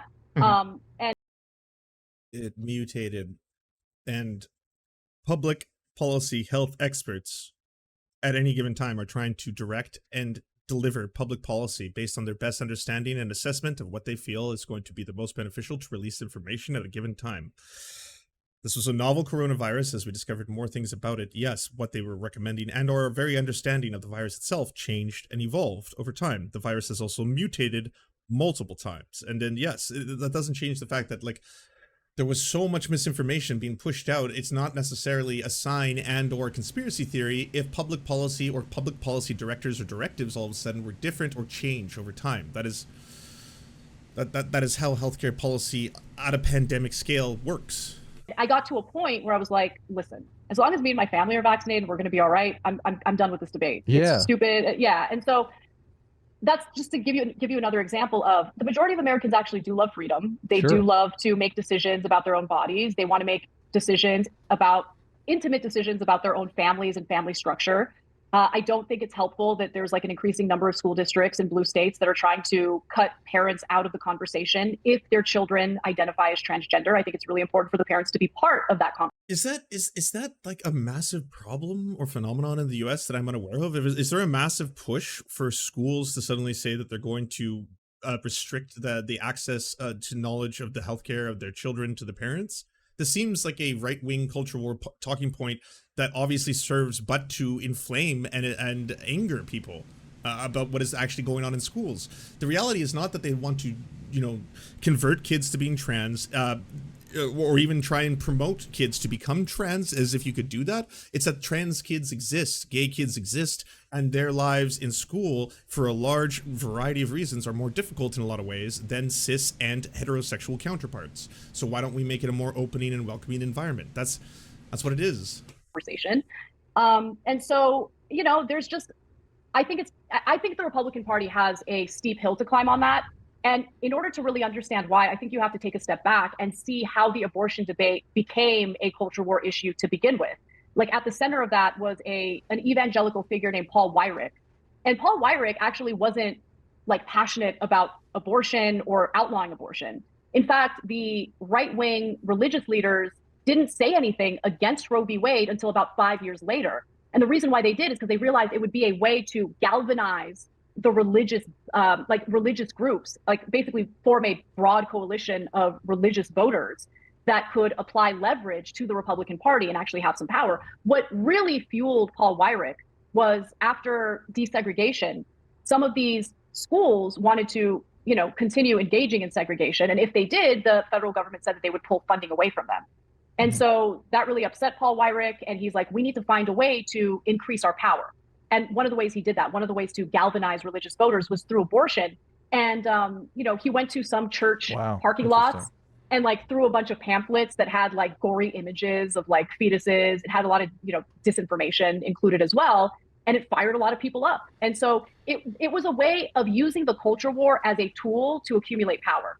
And so when you think about the manipulation that took place at the heart of the anti-abortion movement, you can kind of understand why that didn't really have much lasting, power. I think throughout the years after Roe v. Wade, after people were able to actually enjoy the freedom that Roe v. Wade provided for them, it's kind of hard to take that away and then not face the political repercussions that follow. Let me rephrase, because instead of the Republicans, why aren't Democrats just putting out a proposal that's a reasonable abortion cutoff? I mean, I've watched some of these congressional hearings, and you've got various people, various witnesses on the panels, and they won't even, they'll ask them. They're taking the Lance position. Yeah, they're basically taking the Lance position. The Republicans will, obviously it looks great for the Republicans when they ask somebody on some congressional hearing and they can't say, yes, I'm not in favor of abortion in the 9th month. It's not my position. I don't want to center the abortion debate around the 9th month. It's Tim Pool's fucking gotcha, which is why I wanted to get apart. Yeah, that Lance position. Hey, I just want to speak today to the committee. I have this opportunity to speak to all of you, and I deeply respect this. Just want to say, what would you do if a woman wants to get an abortion in the 9th month? Would you stop her? Lance, it's quite a tricky question you've asked me there. I know, but it's my position, and I strongly encourage it. So I want to know, 9th month, yay or nay? Well, her body, her choice, but at the same time, it is viable. Oh, it's viable. It's so viable. It's incredibly viable. This would pretty much just be a murder. That's right. What's your take? Let's hear it. Yeah, I don't know why they do that. I don't know why Lance did that. I think it's so dumb. It's so dumb. And look, I don't think it makes sense to make all abortion illegal in the 3rd trimester. There are some rare instances where if the woman's life is in danger, right? With Tim but Pool. Be clear about that. Just be clear about that. You're spreading the straw, and you don't have to be a maximalist. I think the pressure to have a maximalist approach to all of these contentious policy issues has held the Democratic Party back in actually accomplishing things that protect people's rights. Yeah. And so they need to ignore, I don't know if it's because they're influenced by what they're reading on Twitter, but I can't say this enough. Ignore Twitter. Like, you were elected to represent the best interests of your constituents. So please do that and get off Twitter. Yeah, and I think you're completely correct about like this maximalist approach. Because I think what's going on with Lance and with the people at the congressional hearings is that the left's position on abortion has been, for women, it's my body, my choice. This is so weird because normally when I'm getting called out by the right, I've watched a lot of hate videos on myself. I have no problem with it. We're all doing the same thing. This is back and forth. They're probably right now, I'm saying this out loud, I'm probably being watched right now in the future by Stitch and Adam. Hey boys, how's it going? I hope the content's juicy and delicious. This isn't my fucking position. It's really weird to hear people going off and be like, the Lance take and what Lance and what a lot of other Democrats are recommending. The Lance position clearly on this, where he wants to advocate specifically for the 9th month. And that's where people really have to make a choice. I was the one saying that this is a fucking weird issue for Tim Pool to constantly dictate himself about, because, hey, by the way, on the 9th month, the percentage of women, it's less than like 2%, and of those who do it, it's a fucking tragedy. It's a medical emergency. This is a non-issue. There is not people fighting on the other direction, being like, we have to fight for the 9th month. That's where this issue starts and stops. That's been kind of like the slogan. And while obviously bodily autonomy is part of the abortion conversation, I think it's too simplistic to kind of narrowly focus and say that's all the abortion conversation is, because that's obviously not. It's more complicated than that, because the question is, well, is there a potential life inside of you, or is there a real life inside of you? What point does it become a life? What point does a fetus have rights of protection that a baby or a human would have? And so I think the problem is that because the slogan was my body, my choice, and it kind of got narrowed down so simplistically, essentially that is if that's your position, and you say my body, my choice, it has to lead you down the road of you can get an abortion at any point as long as it's inside of you. And I think that simplistic focus, as opposed to having a nuanced focus, is what led people down having these insane prescriptions, which allow the other side to basically very easily attack and demonize them. Well, I mean, look, if you are basing your policy prescriptions on slogans and you haven't actually done the work to understand these issues and come up with a nuanced opinion on it, then you're a moron, right? So Yeah. No, but I'm being. But they're testifying in Congress. It's how are they getting these people? No, but I don't care if they're testifying in Congress. I don't care if they're debating Tim Pool. Yeah. If you're literally leaning on a slogan because you're too lazy to. It's I would have liked the sound clip. I would have liked to have just been Lance is a moron. I would have preferred that, but we got there. It doesn't matter if you're testifying before Congress or debating Tim Pool. I wish this was my position now. I should also change all my beliefs and principles in order to, fucking fit in with this new crowd we find ourselves in. Do the work. And hey, Tim, can I come back on the show? I've made some changes. So I know I'm the 9th month abortion guy, but I'm ready to change. Now I'm the 10th month abortion guy. I'm taking more extreme positions. I'm sorry, I have no choice. It's what the groupthink is doing right now. This is what everyone's into. I wish it's beyond my control. And that's all that informs what you're saying. We've got a problem. True. And that's the thing. We and are. Riot. I just feel like we're in a culture right now where everyone. Yeah, I'm for the post-birth abortions, as you talked about. I love how they're always yeah, but what about the second the baby comes out and it's perfectly viable? What about then? Or what if the woman's giving birth and midway through she's like, I want to have an abortion? I was like, I don't think that ever happens. Should it happen though? If you're actually killing a child after it's been birthed, we do have a word for that. It's murder. You're murdering a person at that point. Yeah. Their very strong beliefs on whatever headline they read or whatever slogan they believe in. And it's okay. It's true. I was heavily influenced by reading a whole bunch of articles on how 9th birth abortions are apparently super common. And so because I saw all of those, I was like, this is my hill. This is my cross. I'm ready for this. I'm ready. This is going to be my foundational principle, and I'm going to stake my claim right here. 9th month abortions or bust. You have to be for them. You have to be pro 9th month abortions. Hey, yeah. Can you just scratch beneath the surface a little bit? Explore this topic a little more and then tell me what you actually think. And if you think that a woman at 9 months should decide to end a healthy pregnancy, and that's totally fine, and that most of the people in this country are with you, I mean, you're sadly mistaken. You're crazy. You're crazy, yeah. And those were my exact words as well. Yes, I am very pro women in the 9th month, having elective abortions just because they got tired of the whole thing. Yeah, because this is a thing that happens apparently all the time. So it's a big phenomenon and problem we need to bring up as a real issue. Much like a lot of the other real issues that keep getting fucking brought up. Well, we only have about 5 minutes left. There's one more thing I want to say, because you are constantly talking about regulation. One of the things that bugs me is that I feel like we're in this situation where Democrats are reflexively pro-regulation and Republicans are reflexively anti-regulation. And I always feel like, I mean, what is the regulation? I want to know what the regulation is. So, and you've covered some, obviously you're in favor of affordable housing. I'm in favor of affordable housing. We both live in Los Angeles. God, we need affordable housing in LA more than anything. So you did a story last week, I think it was, about DeSantis adopting some anti-regulation bill or something like that. And you were kind of against it. And I kept thinking, well, is he adopting something from Texas that has really great affordable housing because they don't allow these environmental impact statements to come into play and prevent them from building more housing, which a lot of homeowners, but myself included, I would never do this, but a lot of homeowners want to protect the value of their homes by stifling more housing development by using these environmental impact statements to basically put off housing in their areas indefinitely. But you're mixing up two stories. So Okay. I believe in this. I love all the call-outs by the audience. Divin is a simp for Anna. What? Only 5 minutes left? Oh, she's just becoming based. Anna simps, Shoe simps, Aiden simps, simps everywhere. Lauren Southern is obviously hotter. The story about DeSantis, if I'm talking about the same thing you're mentioning. Well, no. First of all, I know it's from two different stories, and I don't necessarily know about I don't know about the regulation that they were adopting. The regulation it looks like DeSantis was adopting was to prevent people we haven't watched from it, but using regulation. But I didn't necessarily know what the regulation was. And I don't doesn't it not seem that Democrats sometimes are reflexively pro-regulation when they should just. Okay, this is just the end. Okay. We got the general vibe of everything. I don't know. People who were at the start of the stream, I think like 3 or 4 hours ago, who were being like, Lance, I don't know if this is really necessary. Why are we wasting our time on this? Blah blah blah. I'll reiterate. I don't have the power to cancel. I'm not canceller of the canceling. I do not have the great power of the cancellation, so I can usher in the great woke nation into. No, this is all gibberish, right? Criticizing someone's takes is different. Now, criticizing Anna's takes in the past, I was criticizing a handful of takes related to, her insisting that this is a real issue when everyone pointing out that this isn't a real issue, birthing persons, because this only serves the right, and people who are transphobes or anti-trans who want to be able to weaponize things against trans people. In this case, it's like inclusive language.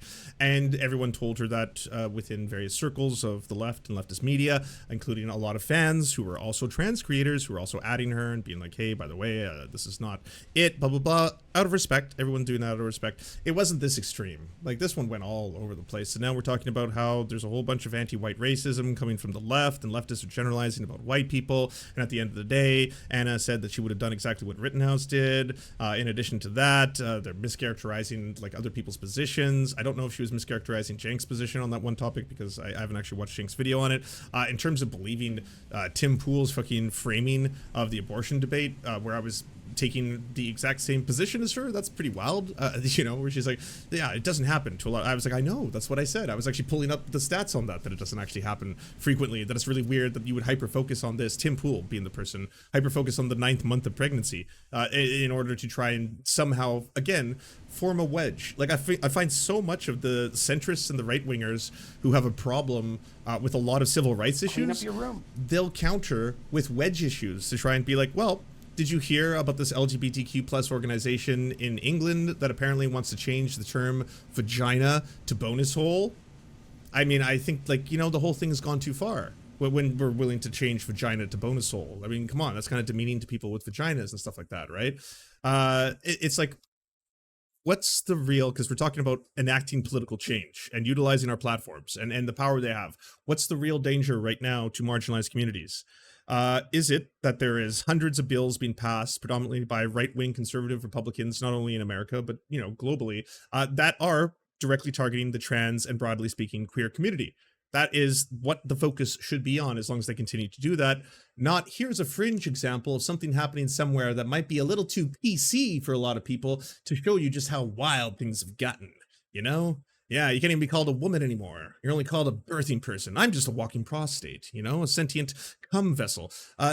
These aren't real problems I deal with in my life every day. It's not real oppression. I don't wake up in the morning, leave the house, and someone's like, hey, cum fucking walker. And you're like, I'm not a cum walker. I'm a man. Like, you're not a man, you're a cum machine. It's not real. But it would serve to piss off people who are already angry at trans people and against gender ideology extremism and gender extremism and all this kind of stuff. Like, it would honestly get them all like, holy shit, what, you can't even call people woman anymore? I have to call them birthing people? No, No, it's gone too far. It's gone no, I'm sorry, but this is madness. Madness, okay? No, we're not erasing what a woman is. We're not getting rid of that. I'm not being called a birthing person. None of this is like, and it's like, but that's not actually happening though. The activists are actually saying that they want to exist and want healthcare like everyone else. They don't want to be discriminated against for housing, food, that kind of shit. This is not the real issue. There's not like the trans community is not advocating and demanding that the word woman not be used anymore. And that people no longer say woman, they only say birthing person. That's not a thing. These are all made up scenarios, you know? Do you enjoy the Serfs but prefer not to have to use your eyeballs? Many are saying this. Well, we've got the solution for you. It's the Serf Times in podcast form, available on most major podcasting networks now. If you enjoy it, please consider leaving a good review and feedback because it really helps the show out, apparently, and it's free, just like the podcast. Thank you kindly to our Lord and Saviors Peyton L. Just and Xander Corvus. Without you, we are nothing. And now, a shout out to our Knights of the Square Table. Amazing Flesh, Anna Loves Riley, Adrian McCarthy, DM Rivera, Doug Cady, Everything Important, Hegbard Celine, Izzy Solidarity, La Media Panza, Matthew Scarborough, Multimondi, Nettle, Omni, Peanut Butter Blonde, Political Papi, Quiet 185, Rachel K, Riley and Anna, Roller Dragon, Kubi, Cernicus, Spinach Monster, Stellar Vision, Sebastian Dimmel, Thomas, Trevbot EXE, Lucidry, Words Greenwood, Cheryl Alvarez, Tony Perkins, Thomas, O'Pecker, Travis McClinton, and Victoria Bell. Thank you so much. And a huge shout out to all the other people who make this entire show possible. Without you, it would not exist. If you can support us, please go to patreon.com/theserfs, and even $1 can help unlock all of the little goodies and help make this show entirely possible.